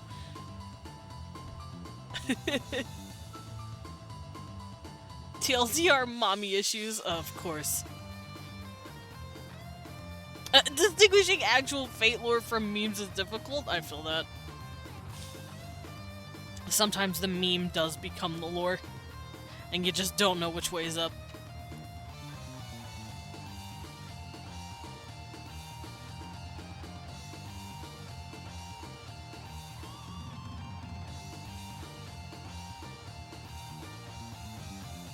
My mom!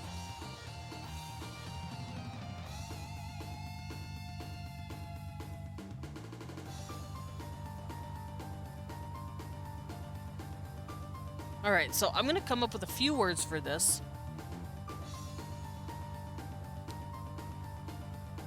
And I do want my verbs to have a very specific ending, much like Japanese, because Japanese is fun. And I'm not sure which one I'm gonna be doing that of.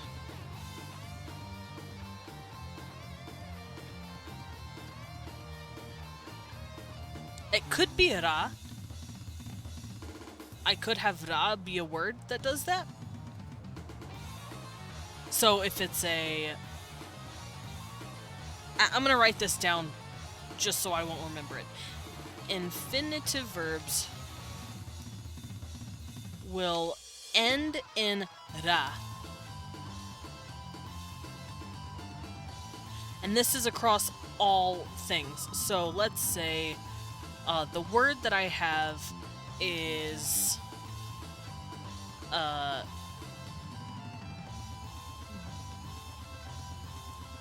dur or du. If I have that that R at the end, it doesn't mean it's a verb, because that means that R at the end would be ru, not duru. So if it's dura, that means it's a verb. But if it's dur, that means it's echo voweling an u at the end. So dura would be a verb, as well as dungar would be a verb, because it's implied that an a is behind that r. It would technically be the word dungara. So dungar is going to be one of our verbs. And I'm probably going to change that to... I felt that. I'll write this down just so I won't remember it. I'm dumb, listen.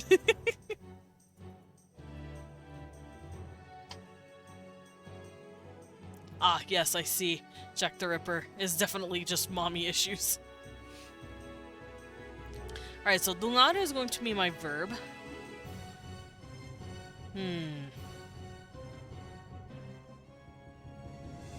What do I want it to mean, though?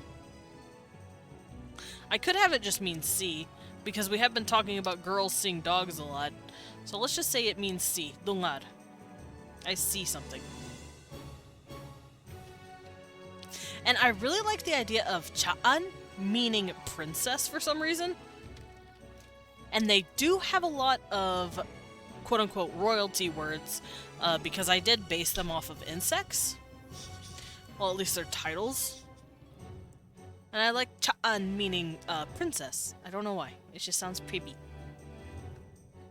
So if I want to say the princess sees Maybe not a dog because they don't have dogs underground. Dogs would not be able to live underground. What's a good underground animal? One that doesn't seem weird if they own it. They probably do own insects as animals and pets quite a bit. So maybe Kaza could be some sort of beetle. Because remember, Ka does mean beetle, but maybe Kaza means a certain type of beetle. I want to say that. Let's say it means like some sort of very specific red beetle.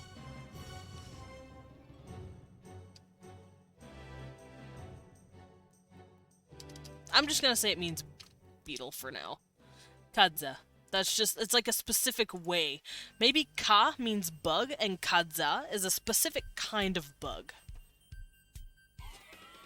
Kind of like how we would say bug versus stick bug. It'd be kind of like what they're doing here. So if I want to say the princess sees the beetle, I would say Dungar Cha'an Kadza. Dungar Cha'an Kadza. So, Dan?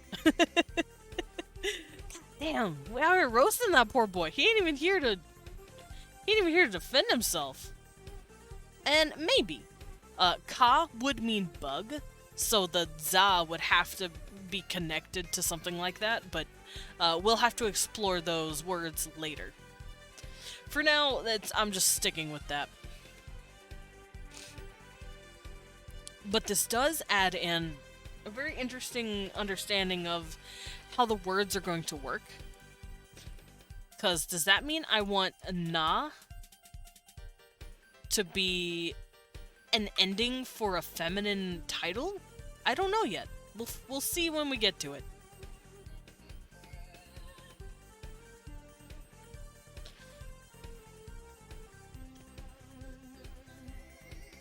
Alright, so as far as casing goes, Dan does get upset when they say they're cute. Don't know why. He says it's because he doesn't think he's cute, but like, what does that have to do with what I think?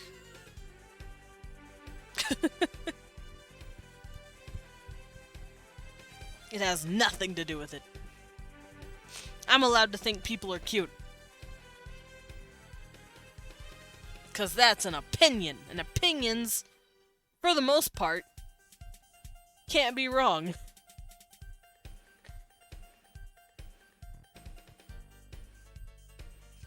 Jack likes that she's called cute, so no. True.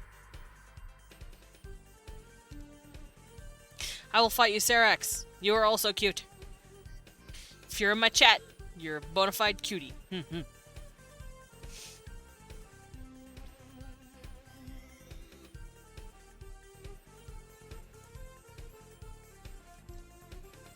Alrighty, so I do not need, like I said, we don't need these. I don't need nomination, I don't need the accusative, I don't need dative.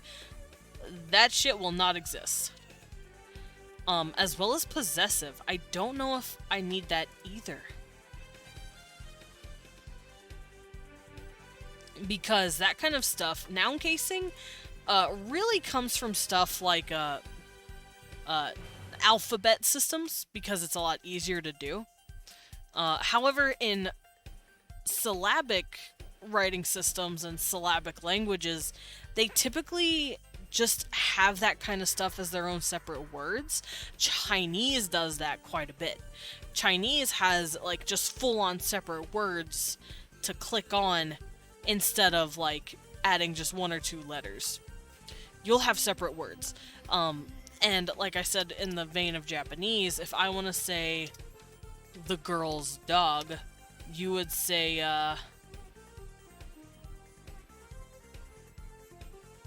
shoujo no inu. Shoujo no inu. Girl no dog. No is basically the way we do apostrophe S, but it's its own syllable, so I might do that. However, I'm gonna have to find a syllable that works that way. I just realized you guys haven't been seeing what I'm doing. Here we go. So yeah, we have our words written down. Cha'an is princess, Dungar is sea, Kadza is beetle. And these are extra words just to have in case I need them. Infinitive verbs, anything ending in a ra is considered an infinitive verb. So Dungar, it is implied that that a is there because of that echo vowel. So it's technically Dungara, but we don't say the R at the end of that. It's Terran versus Terran. Wah! They're ready to fight. They're out here fighting.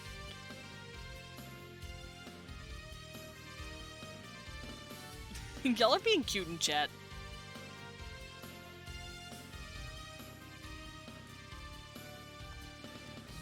But yeah, I think I'm gonna do that. So I'm gonna go back over here and we're gonna look at some stuff. And I'm gonna try and come up with a good syllable that could mean possessive. Like something you own.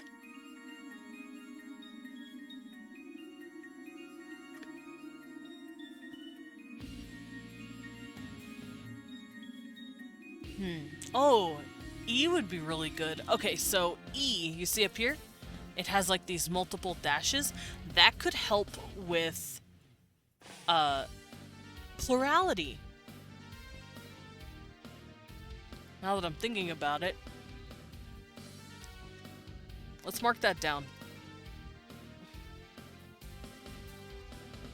So, do nouns have number and plurality? Now, I know I said typically they do not in Japanese. However, that's just one out of many syllabaries. This could definitely have E at the end to denote plurality. So if, let's say, I want to talk about many princesses or many beetles. I would say, let's see, beetle would be Kadza. But many beetles would be Kadzai. That E at the end would let me know that it is plural.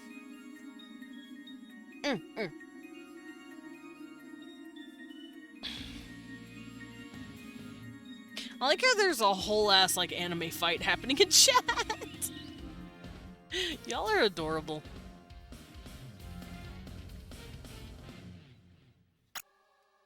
Oh, whoa, what was that click? That was weird. Alright, I'm gonna go back over here. And I'm gonna stare at my stuff. And we're gonna figure out what a good symbol would be for possessive.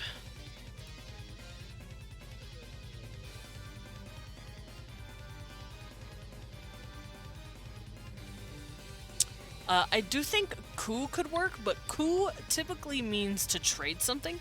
So if I say kura, kura would mean I'm trading, or I'm giving, or I'm exchanging something with you. So I don't know if that would work. Maybe li? Or lo?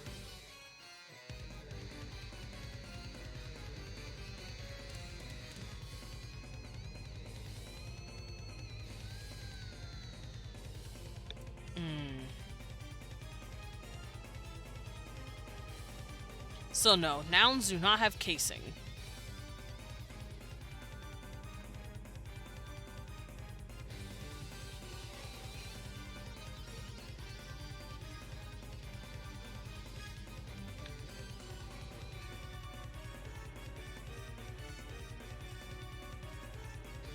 So nouns do not have casing, however there are particles that can be substituted for it instead. Substituted.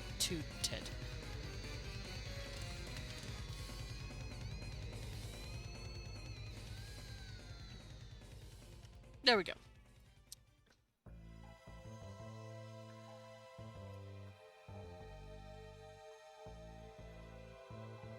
So yeah, possessive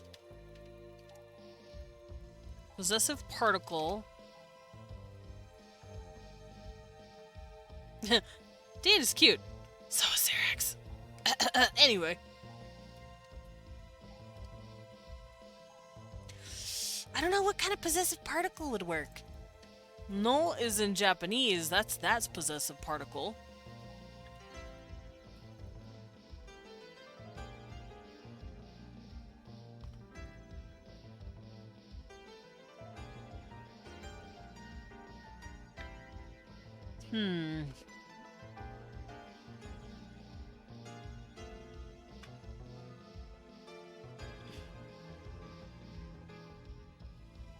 I could go da.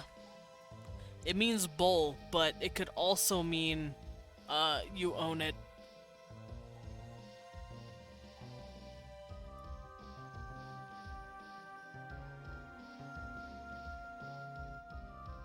Or maybe oo?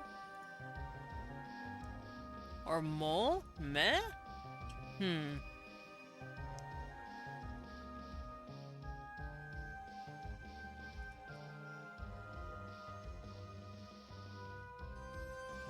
This is really difficult.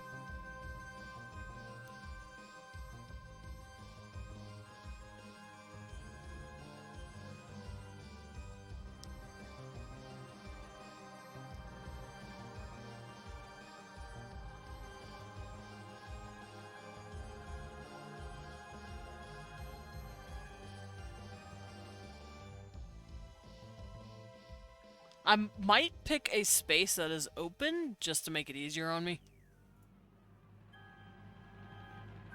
Like te, maybe? Te or be. I like those. I'm recording everything. I can prove everything. No, I'm recording everything. It's me. I'm the recordy boy. So yeah, I think the possessive particle is probably going to be be. So if I want to say the girl's dog, like girl's dog, you would say, or princess's dog, maybe. Princess's beetle, because we don't have a dog here, that's right. So the princess's beetle would be Cha'anbe kaza. Cha'anbe kaza. I can prove it too. Deletes the footage. I don't think you can delete my VOD, Amy.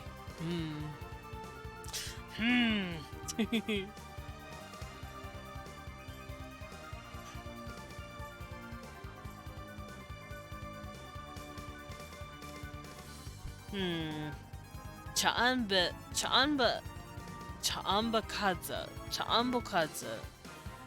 kaza. Cha'anbekaza. That sounds silly. I like B or bo, maybe. Cha'anbokaza.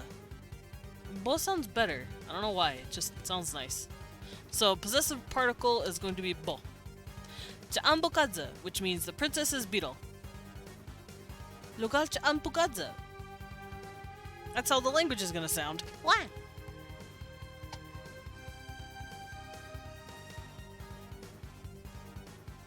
Now, I don't absolutely know if I'm going to have gender or not, because typically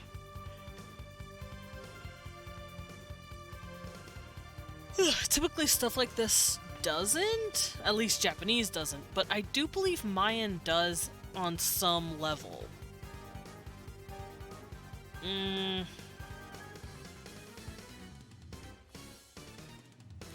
I don't think it's gonna have definitiveness. No offense to definitiveness, but definitiveness is not usually used in these kind of languages. So this I might get rid of. Boop, goodbye. Goodbye, definitiveness. The definitiveness.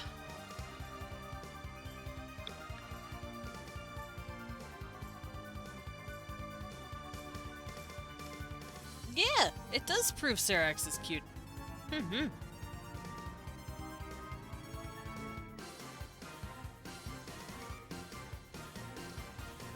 Yeah, I'm gonna get rid of gender. Goodbye, gender. Gender is deleted. Guys, I've done it. I've stopped the war. I've deleted gender. I fixed it.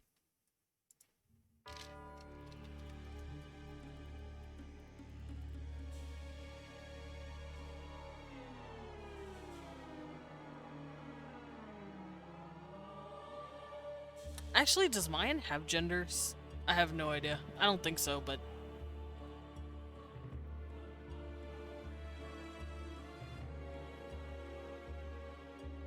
How about I boop all of you, huh? How about I boop you guys?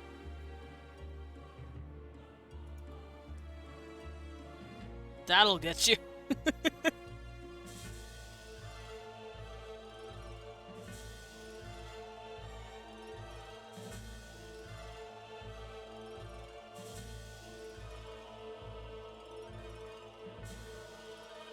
Yeah, I don't know if they have it.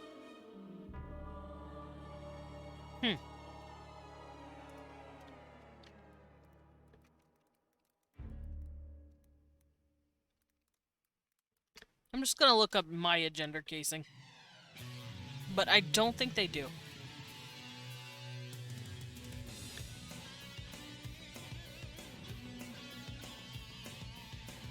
Why? What do you mean? You're out here hanging out, being precious, having cute little anime fights with Amy in my chat, talking about fate and being adorable, and gushing about stuff you like. What do you mean? That's my opinion, and those are my reasons why that's my opinion. That you are precious and cute. And so is Amy. Also, Amy is a good girl.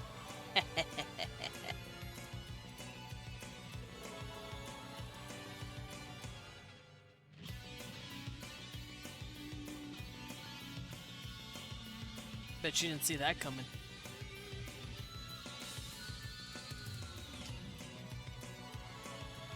Alright, what's the Mayan word for man? Let me figure that out. I'm proof is that I made it the fuck up. Proof is that I made it the fuck up.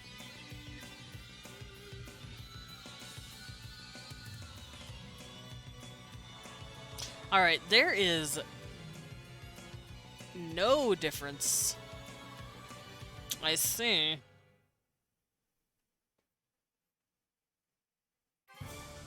Okay, so since there's no difference, I'm not gonna worry about it either.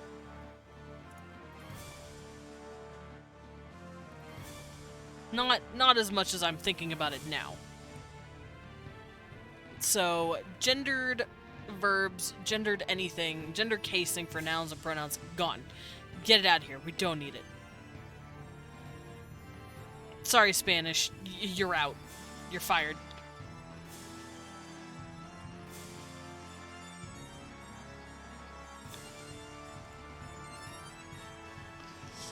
So, yeah, I think these are the only ones we can work with.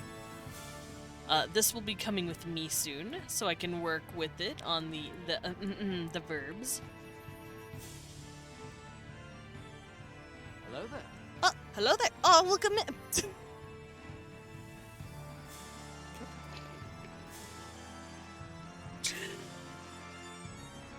Welcome in, Bussy Diver.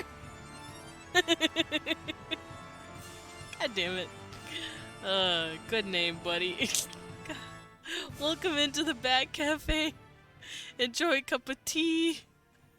Or a dessert on me. And enjoy your stay. Oh, that's funny.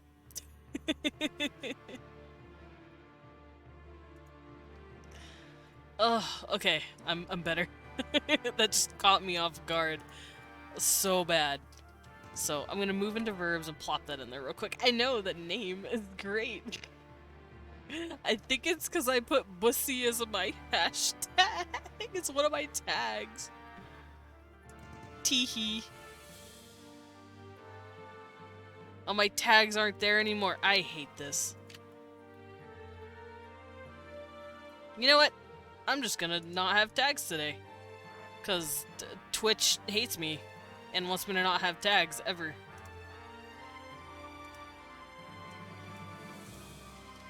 Like, I don't know what they did, but they made it to where just you have to manually input tags like every time you go live now, and it's really irritating. I don't see your tags. You're in my recommended. Oh! Oh, nice! Yeah, I don't have any tags right now, because I keep forgetting to put them in. Because Twitch's new change where it's like, you have to manually put in your tags every time you go live, and I'm like, fuck. Well, I guess I'll just forget to do that every time. But yeah, welcome in. And, I'm actually happy you found me. Your name is great. Also, since you are brand new here and you've come in here, it is Wednesday, my dudes. So we're actually world building. We're working on conlanging. I like making constructed languages, so that's what we're doing. We're going full-blown Tolkien today. Aw, Sarax, cute. Since it's been redeemed, I will give you the official introduction. I am Desmond Dracula, a vampire butler, also known as a battler. I go by he/him pronouns, and I like to draw as well as world build on Wednesdays. Ooh. I also play a variety of games from RPGs to roguelikes.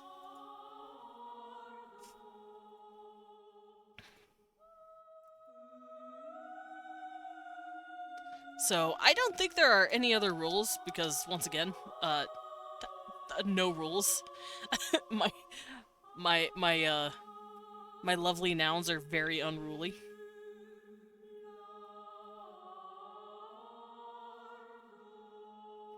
It was done by Sarax, but it was for someone who's new. Because Sarax is very sweet.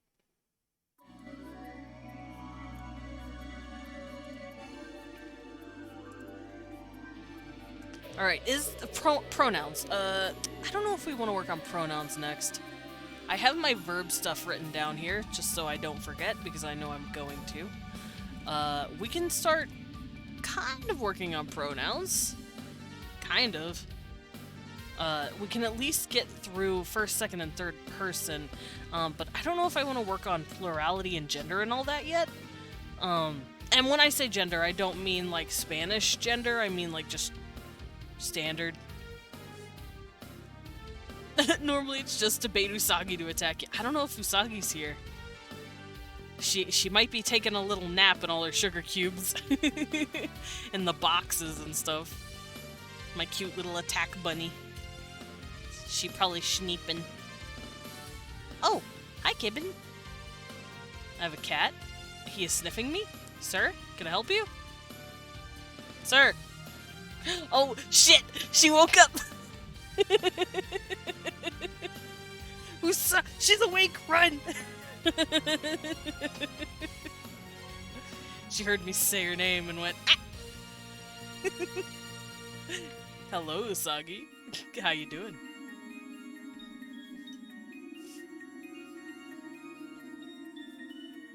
Alright, so I'm gonna come through here real quick. I'm gonna cut in here. Also, I need to pull out my Thrakovish again, just to make sure I'm doing this correctly. No! Kibby! Boop! I boop your head!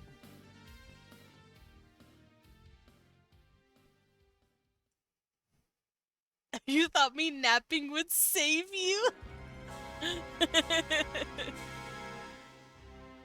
She is nothing if not...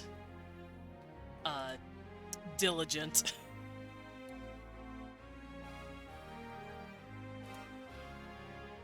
Alright, so I have my chart on how I did it for the Thrakovish language, and I'm going to kind of follow it, where I put everything in a chart here.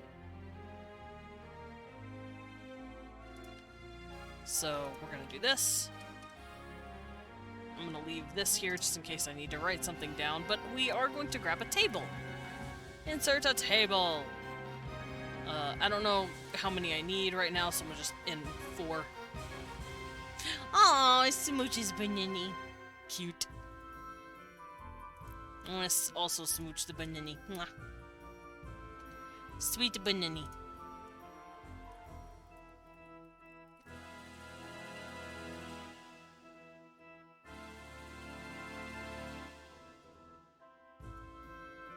Alright, so we're gonna go stare at a bunch of Mayan words again, because that's what I do whenever I'm feeling like I want to cry.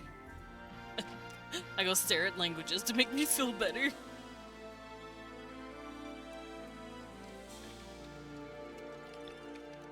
And we're gonna come up with some pronouns to work with here.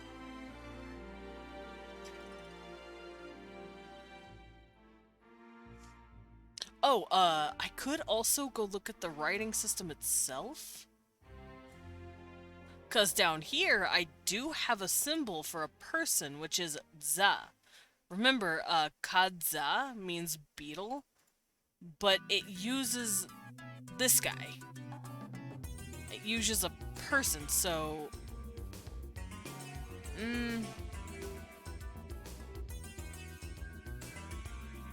I don't know if I'm comfortable with having the word for beetle and person put together, but it's fine.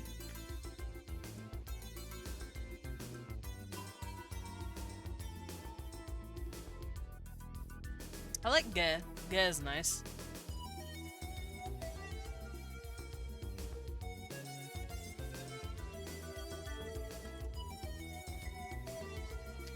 So we're gonna go over here and have it be first person. And this is going to be bolded. There we go.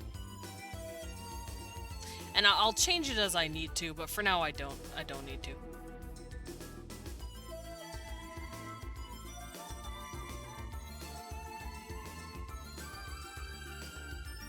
Oh, I do need to add a row above real quick. Because this row needs to be for maybe singular versus plural? Like this? Singular?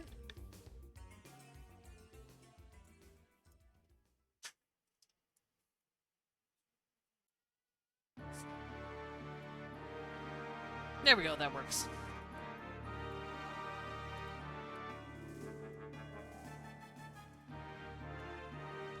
Alright, so first person. I did say I like ge. Ge. It's a pretty good writing. But maybe I should use multiple symbols. I haven't been using pho a lot, so maybe gefu? I like gefu. Oh, all hail the battler. Hello, cat. How are you doing? Pet the kitty.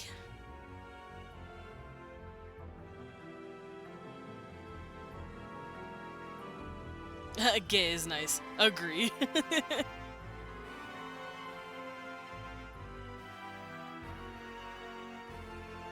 So first person singular, gefu. If I want to talk about myself, I'm gonna say gefu. Gefu. And then we can do second person. And then of course third person.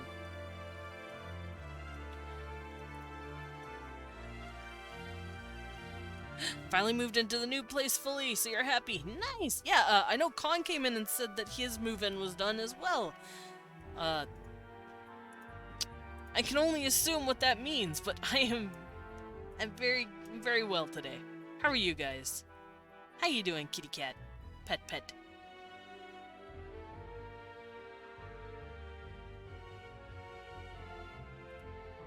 Well, if you're not comfortable with it, then I can stop saying it. Wow. I'd like to think I'm not an unreasonable person.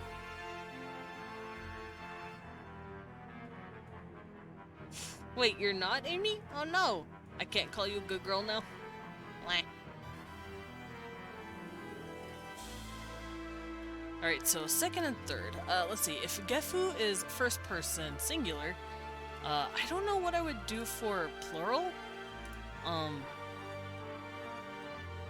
Because up here, for regular nouns, you just add an I, an E sound to the end, and it becomes plural. But, pronouns typically usually don't follow regular noun rules at all. So we don't have to worry about that. Like, for instance, you know, I versus we. There's not an S in sight. Please. Oh, okay. Good girl. Pet, pet, pet. But I do think they would have plural. They would have plurality. I don't know. Do I need this column? I don't think I need this column. I'm getting rid of it. Goodbye, column.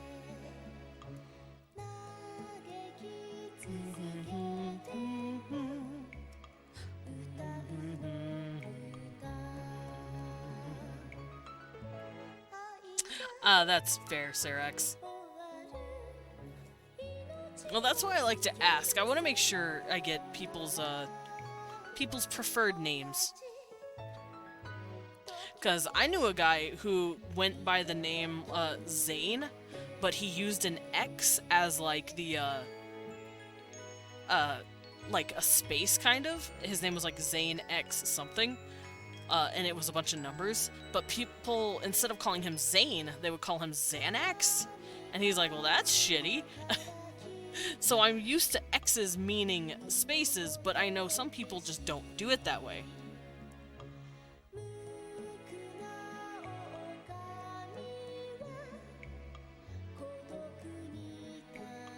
Then yeah, I will call you she, her. I'll call you Goral, because that is how you identify. I'm not gonna insult you like that. That's rude.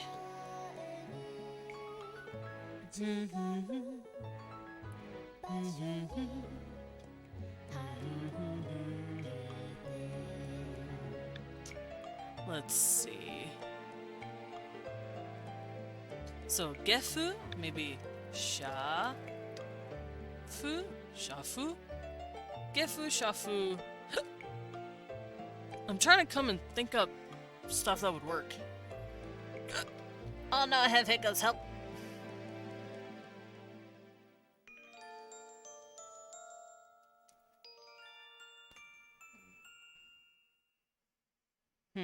One more. Rofu, maybe. Romu, Romu, Gefu, Shafu, Romu. I think that sounds pretty good. Oh, goodbye, KB. So, these are going to be my 3 main pronouns that we're working with. So, for those who don't know what this is, singular, first person, Gefu would basically be like I, me. Shafu is like you. And Romu is the word for he, she, they, it, because it's third person. However, I am going to have to go through here and add more third persons, because I think they distinguish he, she, they, and it.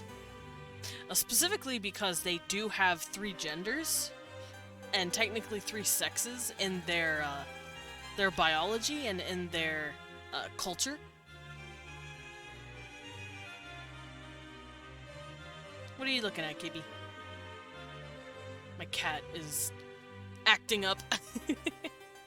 I had Big Douse today, but now I'm crying again, so I know it's real. Yeah, you'll have those days. And that just comes, sadly, with the dysphoria. I've had to wrestle with that, so I understand. I remember I thought my name was original. I have 2 names that I created, but someone could create them earlier, but I don't know. Sarax and Verbax. See, those are cool names. And, I'm sorry people have been calling you by, like, different names. It's just, like I said, X's can be seen as Y, or as spaces sometimes. Which is the weirdest and stupidest thing, because where some names, it's clearly, like, a part of the name, they use it. They don't use it, but if it's not a part of the name and it's clear, they do use it. Like, Sarax, it does look like a name, but with, like, my homeboy, his name was, like, this or some shit.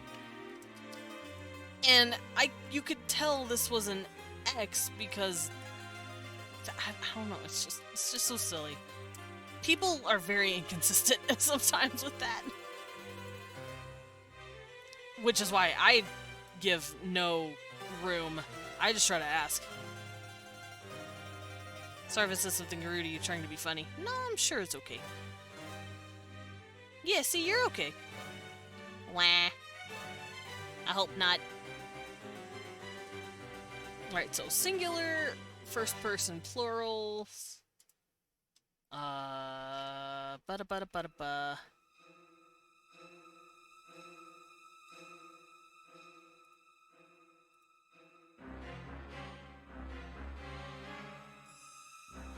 Alright, I'm gonna have to stretch this out a bit so that I can write it all down. So, first person, second person, third person, maybe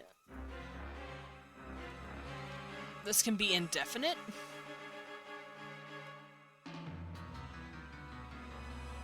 Because, fun fact, we actually use something called an indefinite U. But we don't actually indicate if it's indefinite or not, and it really frustrates me. This can be masculine, this can be third person feminine, this can be third, oh jeez, person, you male.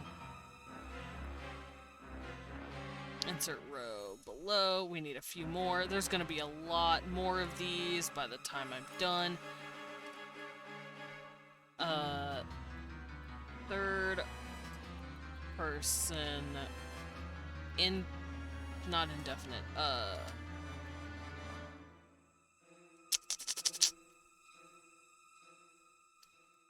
Neutral? Oh, not third person indefinite. That would be second person indefinite.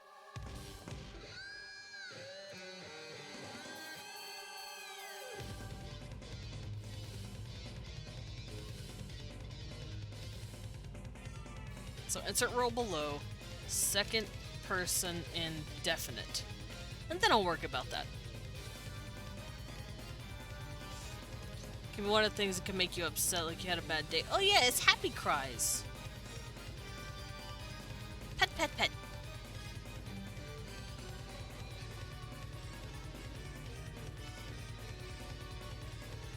Alright, so masculine, feminine, eumalin, neutral, which is when you don't know someone's gender. And then third person, what's the word? Inanimate. Inanimate is when it's, okay, so indefinite. Inanimate is when, it's like we say it. So I'm sure they have words for that. No, it's okay, Sarax, you don't gotta apologize. Everything is good, I'm sure. Wow, bless you, baby. Oh, Leon is dead. He is dead. That man's is, passed away. Oh, happy cry a lot. There's nothing wrong with happy crying. I also happy cry. Like, where's my cat? My cat makes me happy cry at least twice a week. You guys saw me playing, the Rip Leon. I won't miss him, I know. The man's is dead. His face blew up. Here, we're gonna switch music. We're gonna go to Bloodstained, because Bloodstained music is real good.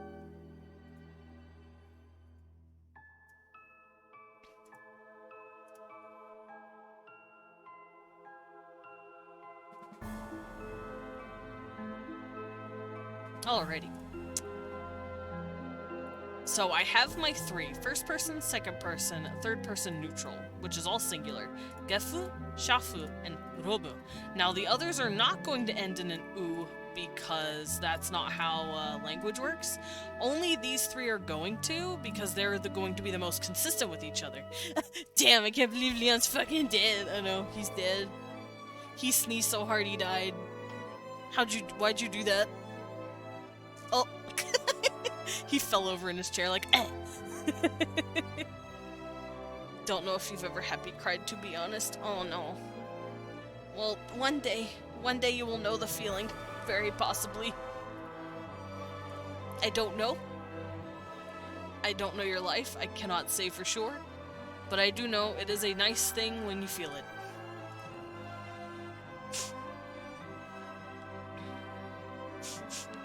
Sniffling. Don't mind me.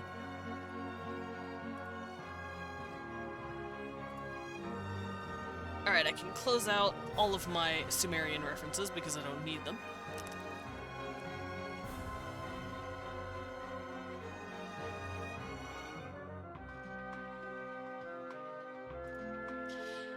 Okay, so let's start generating some words here. Because I still have my awkwards still open. Or do I? Oh no! I don't! Wait. No, I don't! Oh no!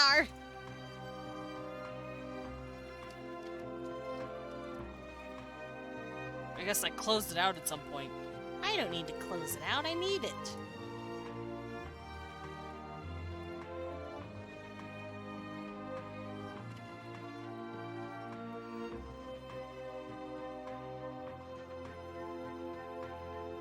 Alright, I'm gonna make this an M, and I'm gonna make this an N. Oh, I lost all my records. That's okay. I can just come up here. Also, let me pull this out so you guys can see what I'm doing. But I need to go grab my stuff again, because I fucked it. I fumbled it.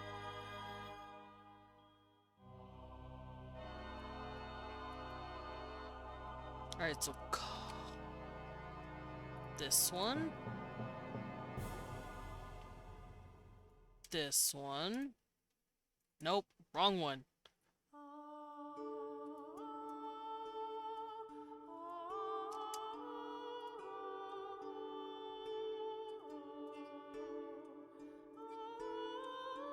And then my coda and this one.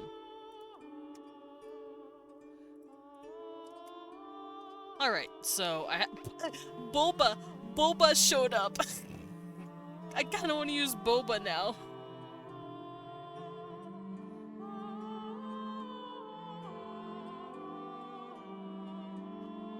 Damn it, I really wanna use Boba.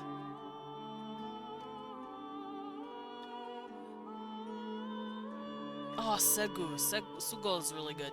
Let's use Sugo. Sippy time! Oh yeah, my water's empty. Wait, some of the ice is melted. Okay, now it's empty again. I might have to go get water here in a bit. I'm thirsty.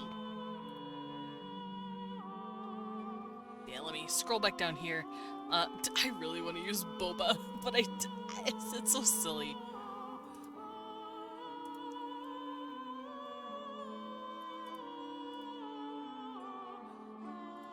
I'm not going to. I can't.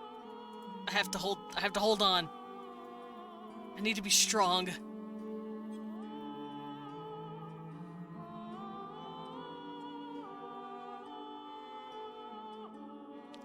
Ah, Shalur. Shalur is a pretty word.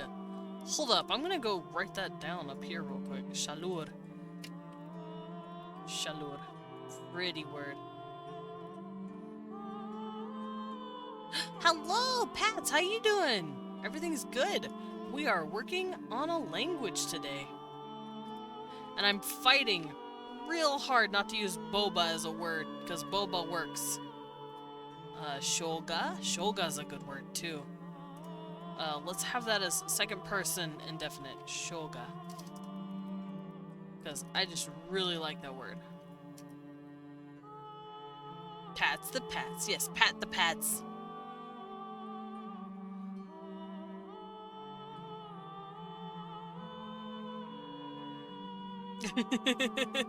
I just saw Amy said, gonna sit here and think about being called a girl for a bit. Yeah, it's girl. Pet, pet, pet.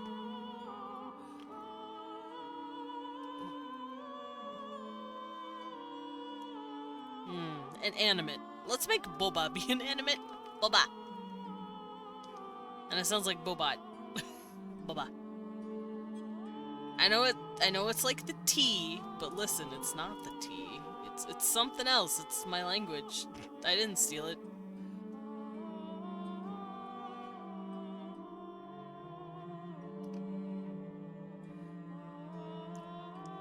Alright, I'm gonna generate a few more words just to get the old brain pumping here. I might remove the N for the moment because I've noticed a lot of my stuff, at least when it's booba, no, boba, like the T. I mean, not the T. It's my own made-up word for my conlang. Puvu. Puvu sound. Oh wait, puvu doesn't work unless it's got another letter at the end, like puvula. I like puvula. Or maybe puvuma.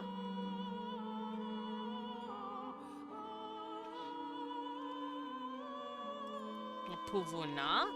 I did have an NA at the end of that other word, cha'an, that makes it sound like it could be feminine. So maybe na is associated with the feminine, and that means another word could be associated with a masculine, but I don't know what word would be associated with masculine.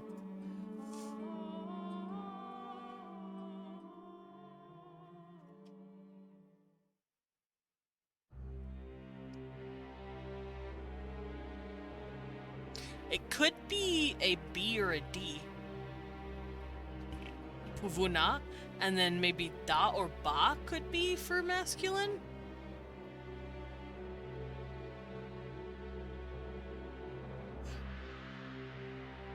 I would say kur.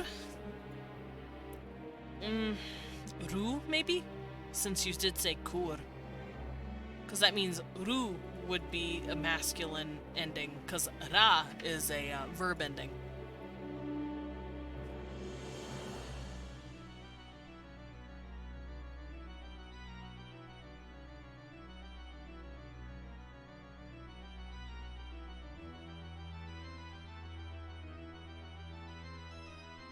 I'll make it the best of both worlds. I could have it do. So, puvud.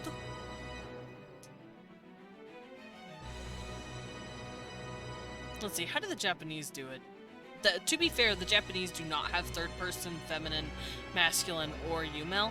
They have, like, hardly any third person pronouns. They only have first and second person for the most part that they focus on.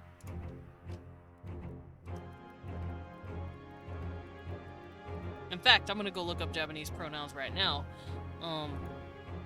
Yeah, they mostly have pronouns for I and you.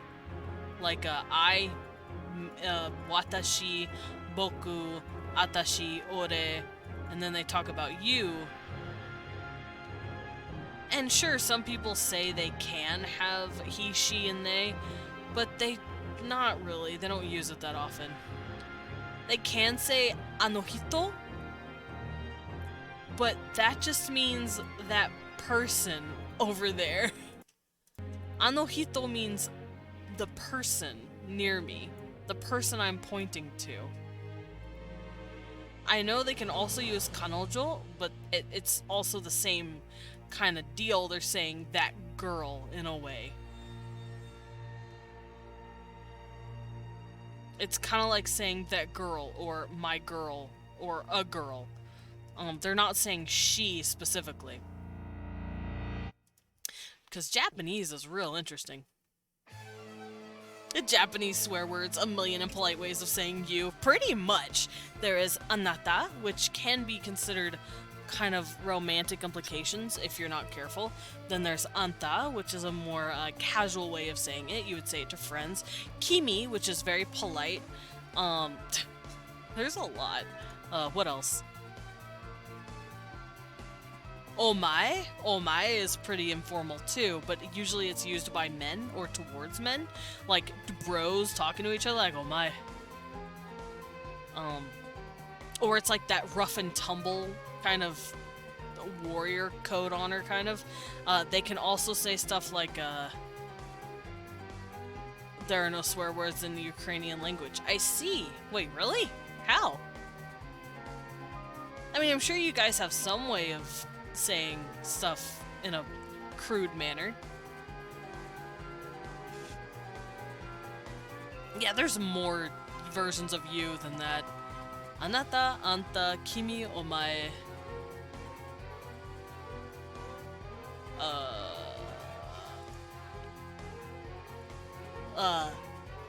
Kisaba.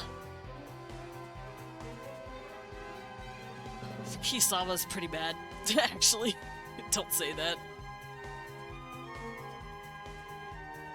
Oh, and kirei.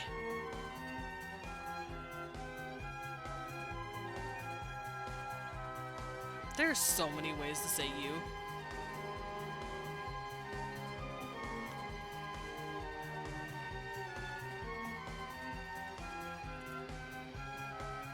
Alright, so I'm gonna go through my stuff again. Oh, I like that. Zigido. Zigido. So, gefu, shafu.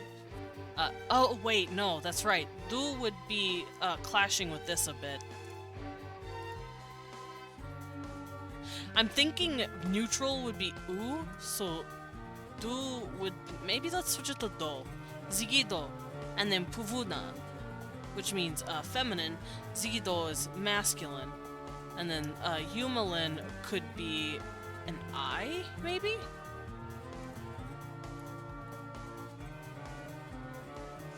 Let's generate a bit more. Chefi. Chefi is really nice. I like Chefi or Nubi. Nubi?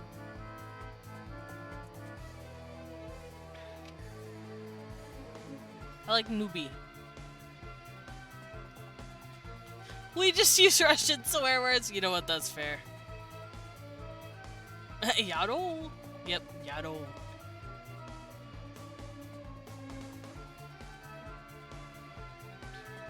So, Zigido, Puvuna, and Nubi. Now, these are our singular versions. I'm thinking for plural, they may just add something. Just like in Japanese. Japanese, in order to say a pronoun in plural, they don't have a specific word for each one like we do, because we say something like I versus we, him versus they, she versus they. We switch words completely, but in Japanese, they just add the word tachi at the end. So if I want to say we instead of I in watashi, you say watashi tachi. We. And this works for pretty much anything. If I want to say, like, many children, they say, you know, konobatachi. If it works mostly for pronouns. Or if I want to say all of you, I would say anatatachi. It's an inclusive plurality, so I might do that, but I don't know if I want to.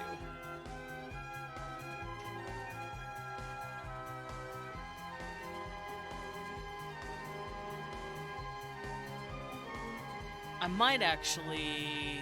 let's see. Let's find some symbols that work, and I could do it with it.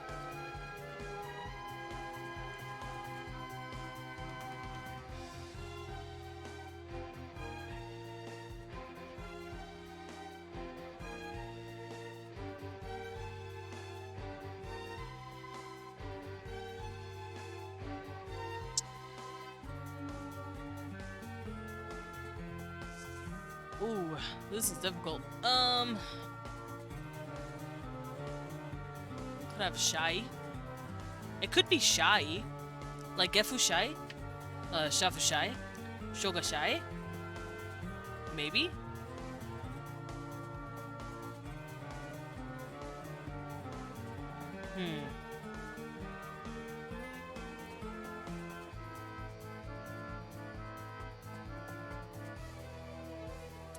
Contemplation.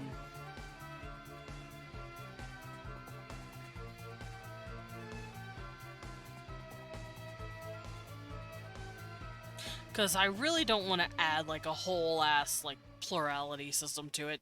That would make my brain hurt. So let's delete this row for now. And I can turn that into a different row.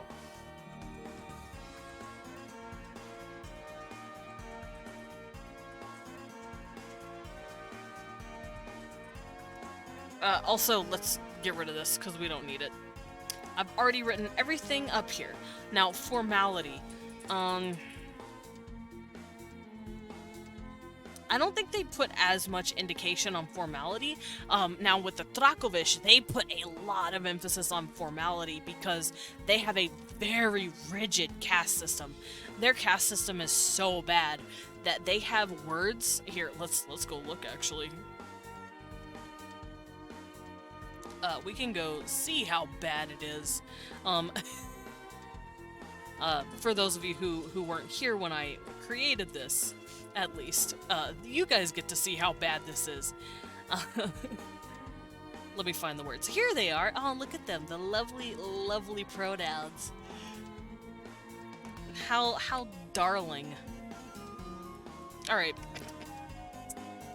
So, as you can see here, their pronouns are pretty fun. Unlike the pronouns we were just working on, their pronouns have a first, second, and third form. First person, second person, third person. But then each of those has a polite version, a formal version, an informal version, and a familial version. And each of those has a polite and informal version. And then you have singular and plural. So here, let's go through this and explain.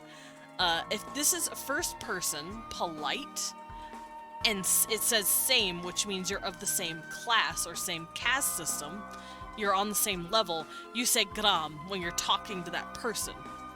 If you are talking to someone higher than you, you say griavosh. I thought you said gender was over. Oh yeah, it is, for the dwerg. But for this is the Trakovish. The Trakovish are crazy. Begone, gender! I did say gender casing for nouns. I didn't say gender casing for pronouns. But anyway, yeah, the Trakovish are cracked when it comes to their formal versus informal stuff. Almost as bad as the Japanese, which is where I kind of got it from. But they are very sensitive when it comes to talking to people of a caste system higher than them or lower than them.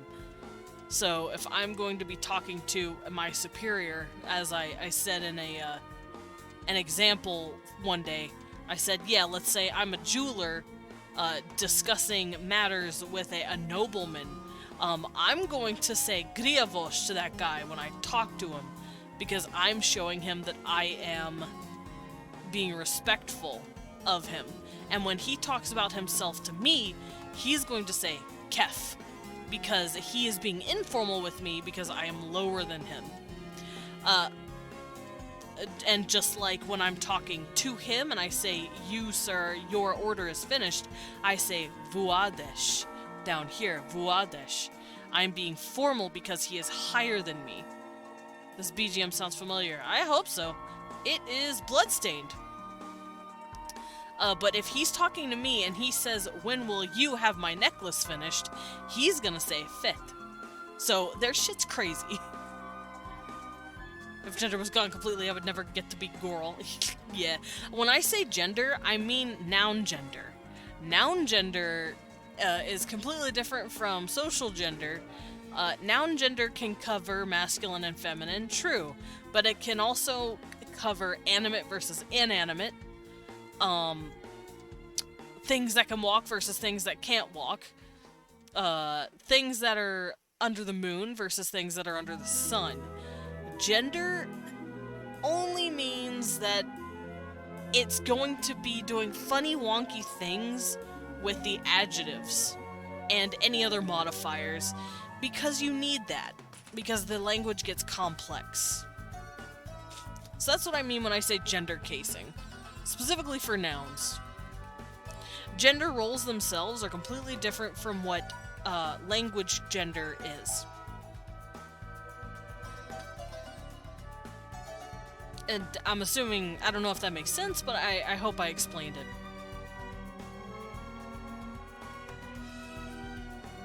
Like, actually, yeah, let me write down a fun little example real quick.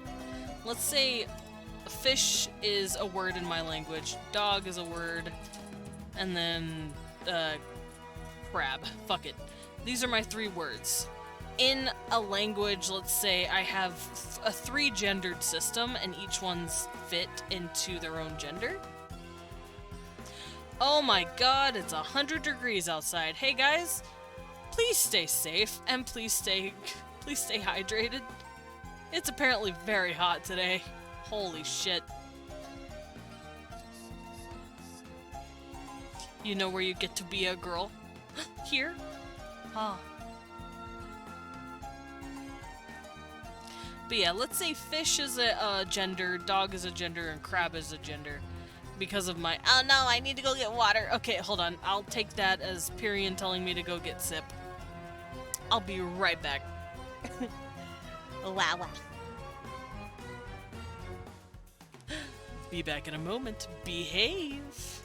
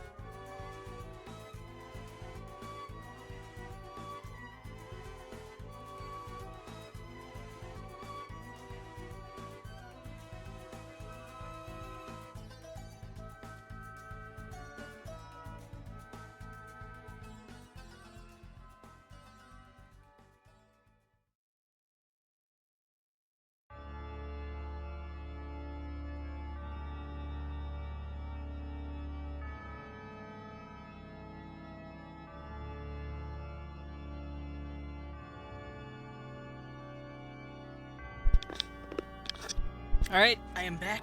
I have water. We are here. Yeah, I'm back. I'm just getting water. Ah, Therax, goddammit. Out here flirting. You out here flirting with Amy? I see how it is. Anyway, gender casing, for those of you who want to work with it in your language. No, it was a good line. But yeah, to explain what gender casing is, let's say fish, dog, and crab are their own genders. And let's say my three-gendered system is, one of my genders is things in the water, things on land, and then things in between. Those are my three genders. So, let's say I want to talk about, let's say I'm a very nautical race, and this is how I describe stuff. So, under this, anything that lives on land would be considered in this category, but it could also mean inanimate objects as well. So, let's say things that are on land could be a dog, it could also be a horse, a person, it could also be bridge, or an archway, or a car. Now, with crabs, things in between water and land, let's say frogs. Frogs do that. Salamander, let's say boat, because boats aren't in the water, they're on top of the water. Clouds, let's say they consider clouds things in between. And then fish, things in the water. Let's say it would be fish, seaweed. But let's say this is a nautical race, so you're talking about your own people, so, you know, let's call these guys the mermaids, so mermen are in there. And now some inanimate objects. Let's say they consider sand part of their water, which when someone hears them say sand and they think in water, people would get really confused because they're like, wait, desert sand doesn't have water in it. But if they're talking about a desert sand, they would be using the in water gender. Does that make sense? I hope so. So sometimes gender casing doesn't necessarily make sense, but it's there and we have to abide by it. Like, for instance, in German, cat is a feminine noun. It doesn't mean all cats are feminine, it just means the gender of the noun is Katze, feminine. And as such, Katze has a bunch of feminine stuff surrounding it, in terms of the language. Like, der Hund means the dog, but it's masculine, so it's just der Hund. But if it's feminine, Katze, der means the. If I want to say the cat, I don't say der Katze. Der is for masculine. You say die Katze. Cats, like, there's male cats, yeah. And even if I'm talking about a male cat, I still say die Katze. I use feminine jargon, feminine casing. That's why, because the word itself is considered feminine, and as such, it has words that modify it to change with it. Does that make sense? I hope so. Other words work with that. Like if I say the little dog, der klein Hund. Slavic just both. Kit, male cat, and Kyuka, female cat. Yeah, fair. And I'm sure they have some words like that, but no, there are gender casings where it does not give a fuck. It does not give a bona fide fuck. There are languages that do that. I believe Spanish does that. Gato versus gata. Gato is male cat. Gata is female cat. And they have kit and kishka. Oh, okay. I did not know what the W-looking symbol was. I am sorry.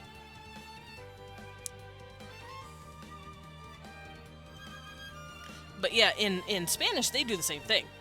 However, not all languages do that.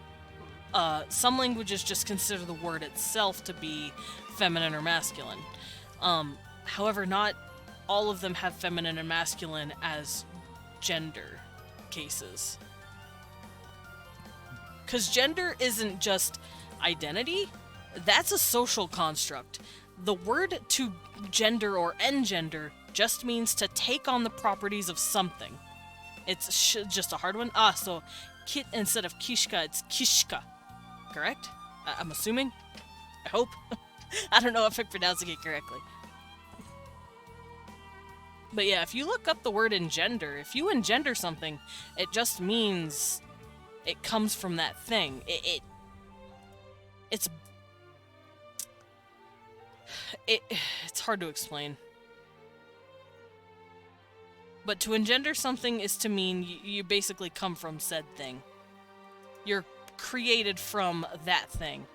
So, die Katze, the gender is feminine, die changes with it. Same thing here, der kleine Hund, the small dog. This would be die kleine Katze.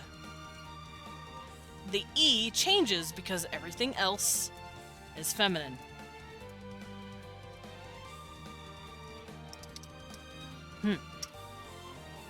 So when I say no genders, that's what I mean. Accent is getting it. Yeah, sorry. My accent is American, so I apologize.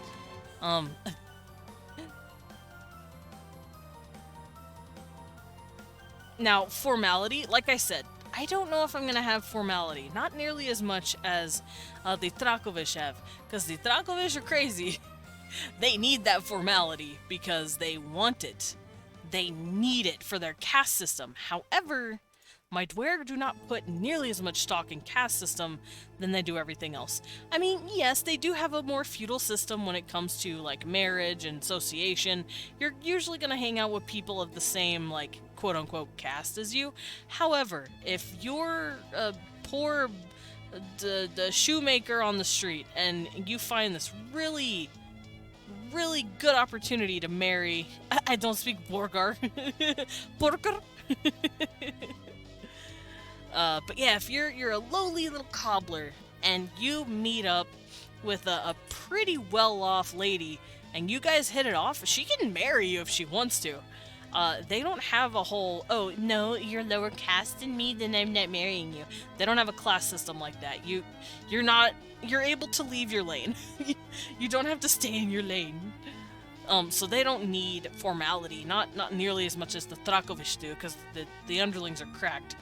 So we're gonna get rid of this. We don't need it. Do they mark pronouns to indicate to some people? Yes, I'm gonna need to put that in. However, I don't think I'm gonna do it here. So I'm going to delete this. Because I don't need it.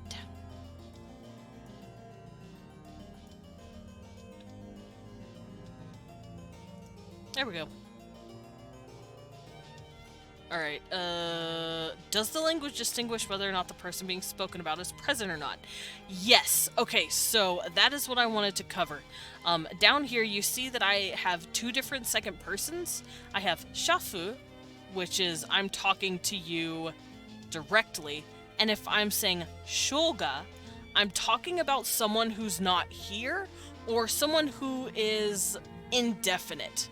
So let's say when we talk about people all the time, and I'm sure you've heard in English, for those of you who are especially native, you'll hear, oh, so if you do this, then you're just going to end up falling. Like, let's say I say, if you cross the bridge, you're just going to end up falling. But I'm not talking about you specifically, and I'm just making up the bridge as like a metaphor. We don't distinguish the difference between you as a person and you as a metaphor. These guys will. That's what shoga is. It'll make more sense in the context of the language, but just know that that's what that is. It's an indefinite you.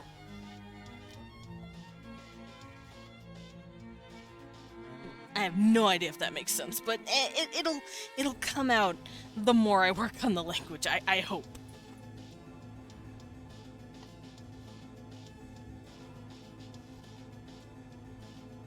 So, yes, I know, it sounds... It's hard to explain, especially to those who aren't native speakers, but English has a weird thing where we talk about indefinite you.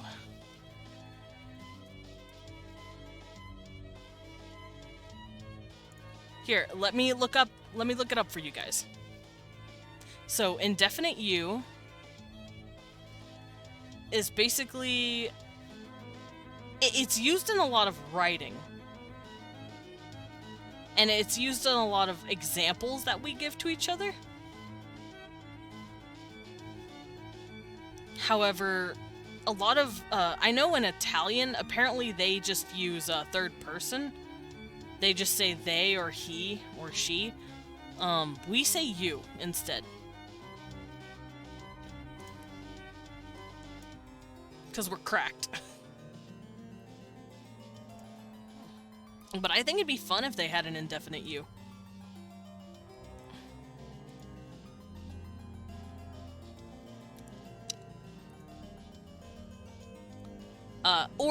You know how we say the word someone? Like whenever we're Japan took all the words for you, so we only get one. Yeah, you're right. But, it's real hard to explain. Jackson! Eek, eek, eek, eek, eek, eek. Help! I'm drowning in my own misappropriation of words. Help! Eek, eek, eek, eek. Eek, eek, eek.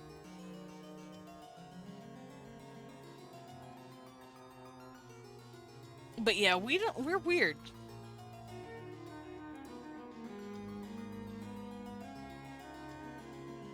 Okay, so here's a sentence that helps. Someone wrote down a sentence that says, if one... yes, thank you, Amy. Yeah, you can use the word someone to talk about, like, a metaphorical person that's in this little narrative you're writing. But we always say you because we're weird. Please help, I'm drowning. Misappropriation of words is its own art. Yes. But yeah, Jackson, I'm sure you understand what I'm saying, maybe.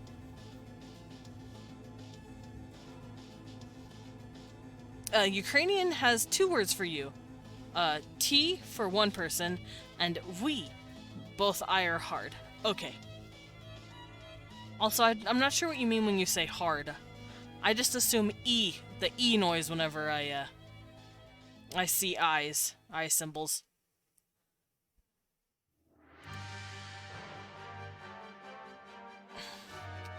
But let's see,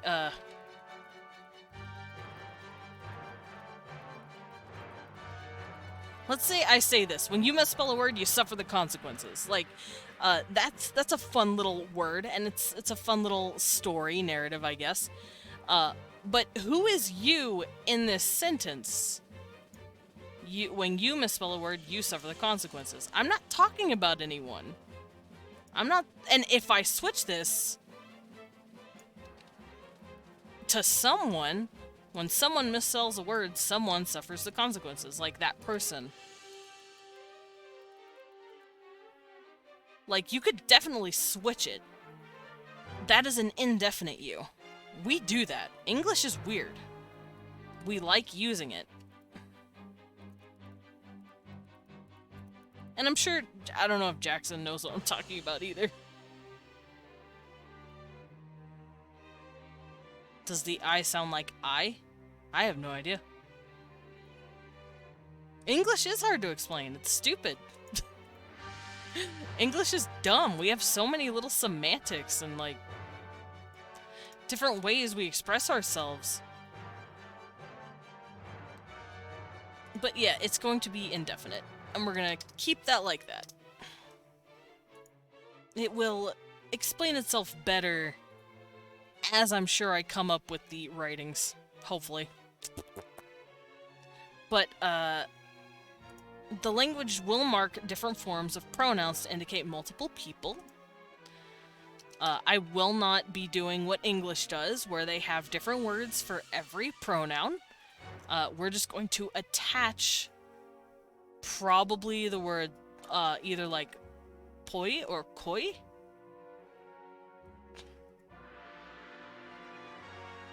Impossible for me to explain. Of course, of course. You could just use the IPA. The IPA is great.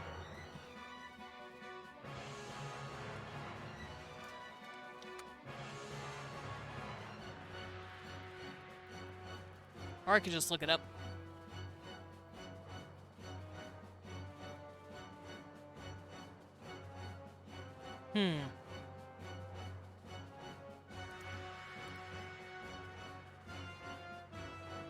Yeah, it's... Yes, the IPA. International Phonetic Alphabet. It lets you post and paste in the actual symbols of the sounds and not just what the language writes. Because apparently in the IPA, your symbol, it means V. You say V. V. And then the T backwards looking in is T.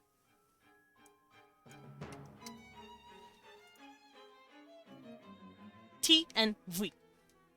Apparently that's how you pronounce it, but I could be wrong. But that's what the IPA says.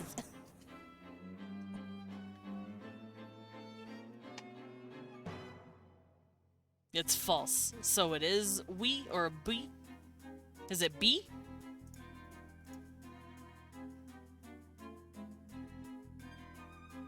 Because here it just says T. Let's play it. This is going to be loud. D. D. D. D. Apparently that's how you pronounce it, but I don't know.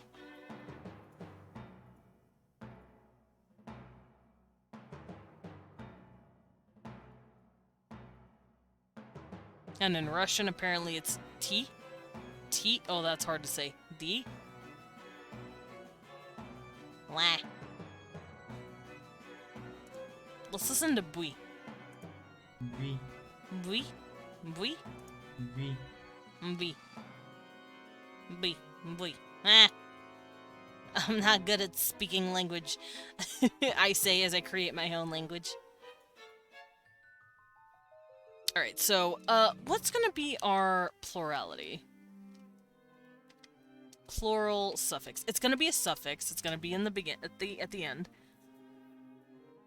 And I probably do want to use koi or kai or poi. I like poi. Poi sounds really nice.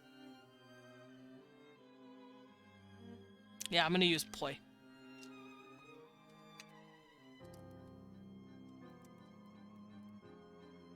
I've heard it pronounced. It is hard to explain. I'm just assuming it's an E sound. That's what it sounds like. E. But yes, plural suffix is poi. So if I want to say we, like we see the beetle, you know how like the princess saw the beetle. What if we saw the beetle? We would go first person, I, but we would make it plural, poi. So gefu poi. Gefu poi. That's how they'd say it. Gefu poi. So I would say to see the beetle, dungara gefu poi. Dungara gefu poi.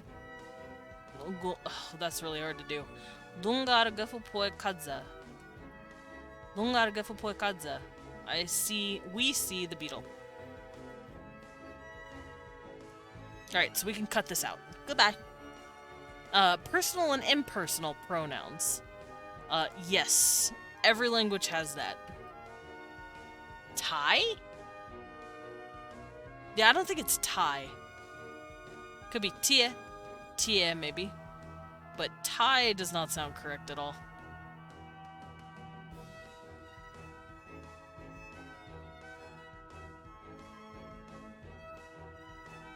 See, when I hear the word soft, it means I just want to scream it. T. Like...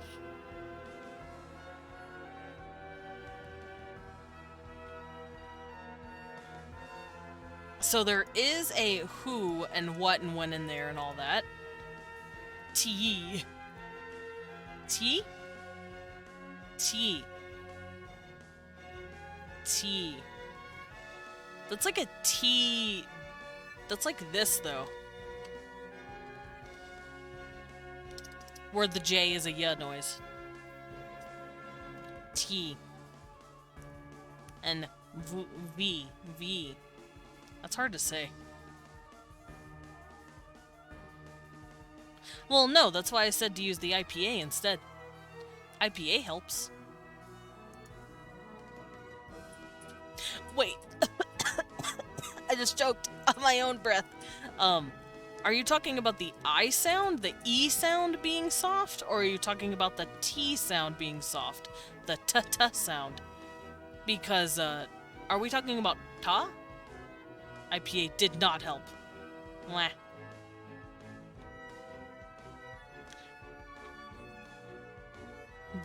The E, okay.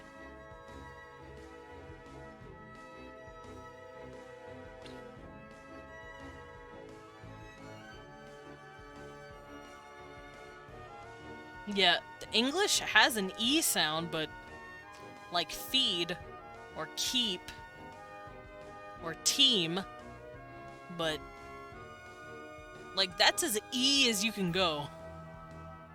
Any like higher pitched, and it's not E anymore.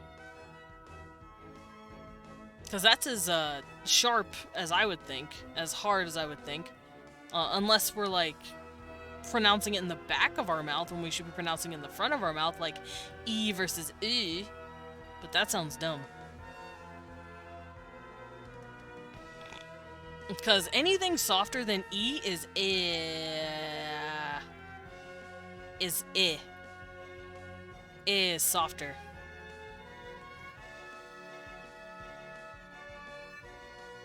Whoa! Jacko back! Jacko! Jacko! Jacko! Jacko! My brain had to process. Jacko! Jacko back, hello! How are you? Thank you for the 7 months! It's the homie! Wah! Hello! Hello! Why don't you take an ah-da-da? That's for you. You're back from the tube! Yeah! Oh, there he goes. Murdered him. I ganked him. I spawn camped him.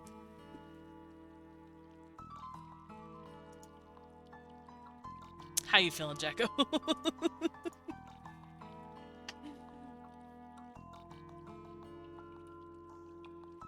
Alright, so we're not gonna work on impersonal pronouns for now because I don't feel like it. Also, impersonal pronouns are dumb. Well, maybe not. You know what? Let's go look at some impersonal pronouns. Why not? Language. Now, I don't know what they would consider to be. Like, is where and when considered impersonal? Oh.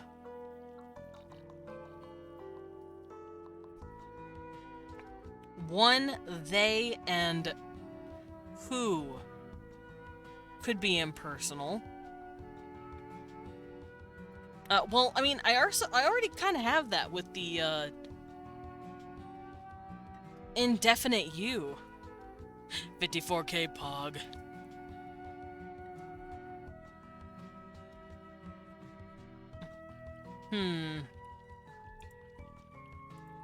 So they have an indefinite they, perhaps. Okay, let's make an impersonate. We have an inanimate they, but maybe an impersonal they. Indefinite you and an indefinite they. Let's insert a row. So, third person indefinite. Here, I'm gonna scoot this down, actually. I should have just added a row inside, but whatever. And this is inanimate.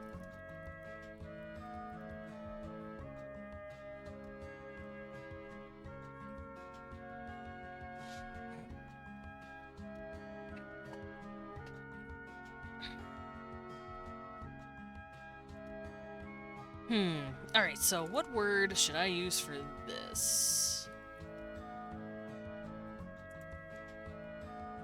I like that. Talano. Talano. Talano is a pretty good word. Talano. If I want to say someone's at our door, instead of, you know, saying there's someone at our door, you just say talano. Someone. That's third person, but it's someone that I don't know. And I'm not saying they, as in, you know, someone that I'm personally talking about or talking to. You know, gender neutral. It's its own indefinite word. So, there we go. All of them are done. I don't think I need who. Go to sleep. Good night, guys. Of course, Serax. Have a good sleepies. I'm actually almost done here. It is about that time. So, I'm gonna get rid of this, because we don't need it. What rules do impersonal pronouns follow? Oh yeah, who, what, when, where, why, which, how, this, that, then, there, someone, something, somewhere, sometime, somehow. We will be working on these later.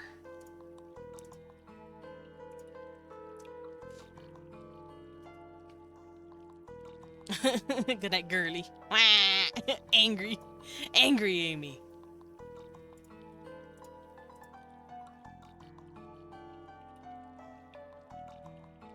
Also, I'm going to come up here real quick and say, this is the chart for personal and semi-personal pronouns. And then we will make a chart for impersonal on a more question-based level.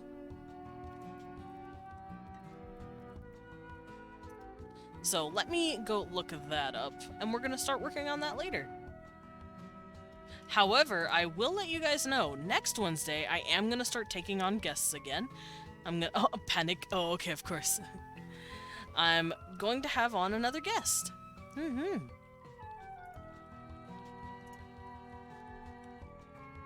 need to find a chart for this, though, because this is difficult.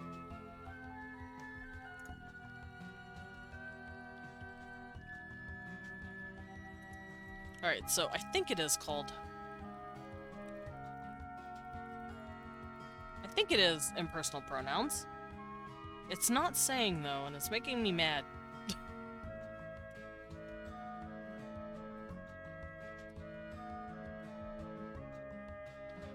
Yeah, it's just doing the ones we've already covered. Oh, this, that.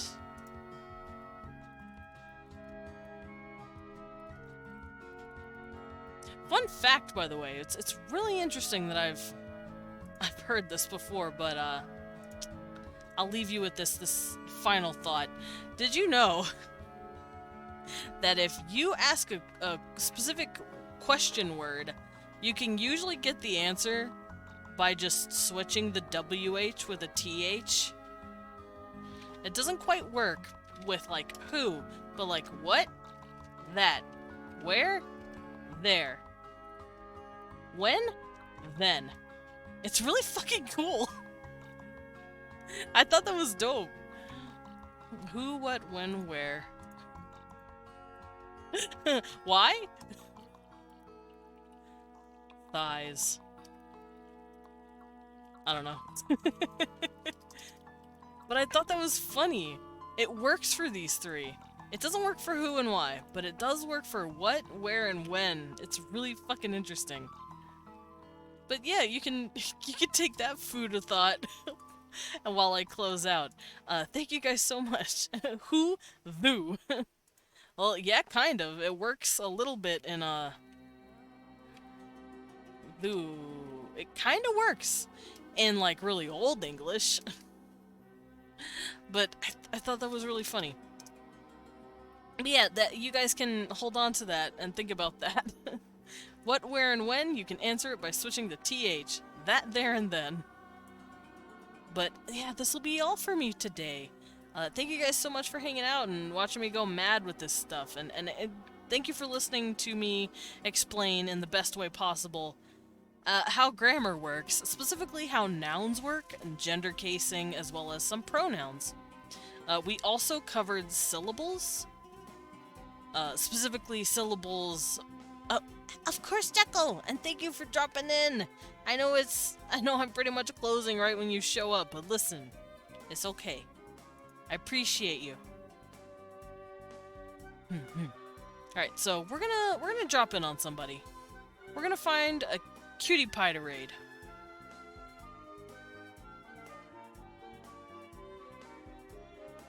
Huh? What is this? Uh-oh, what does that mean? Raid Himiko? I'm very much thinking about raiding Himiko.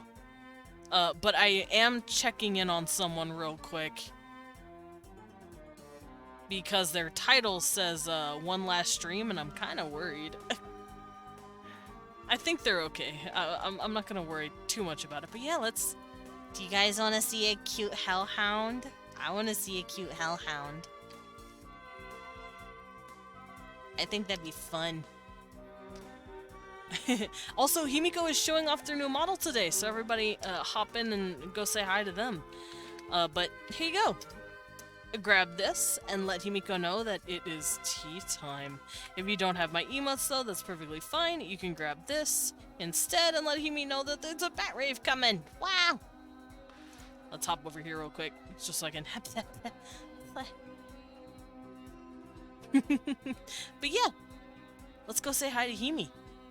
They are showing off their new model. They've fixed it up, they've cleaned it. It has a cool new feature.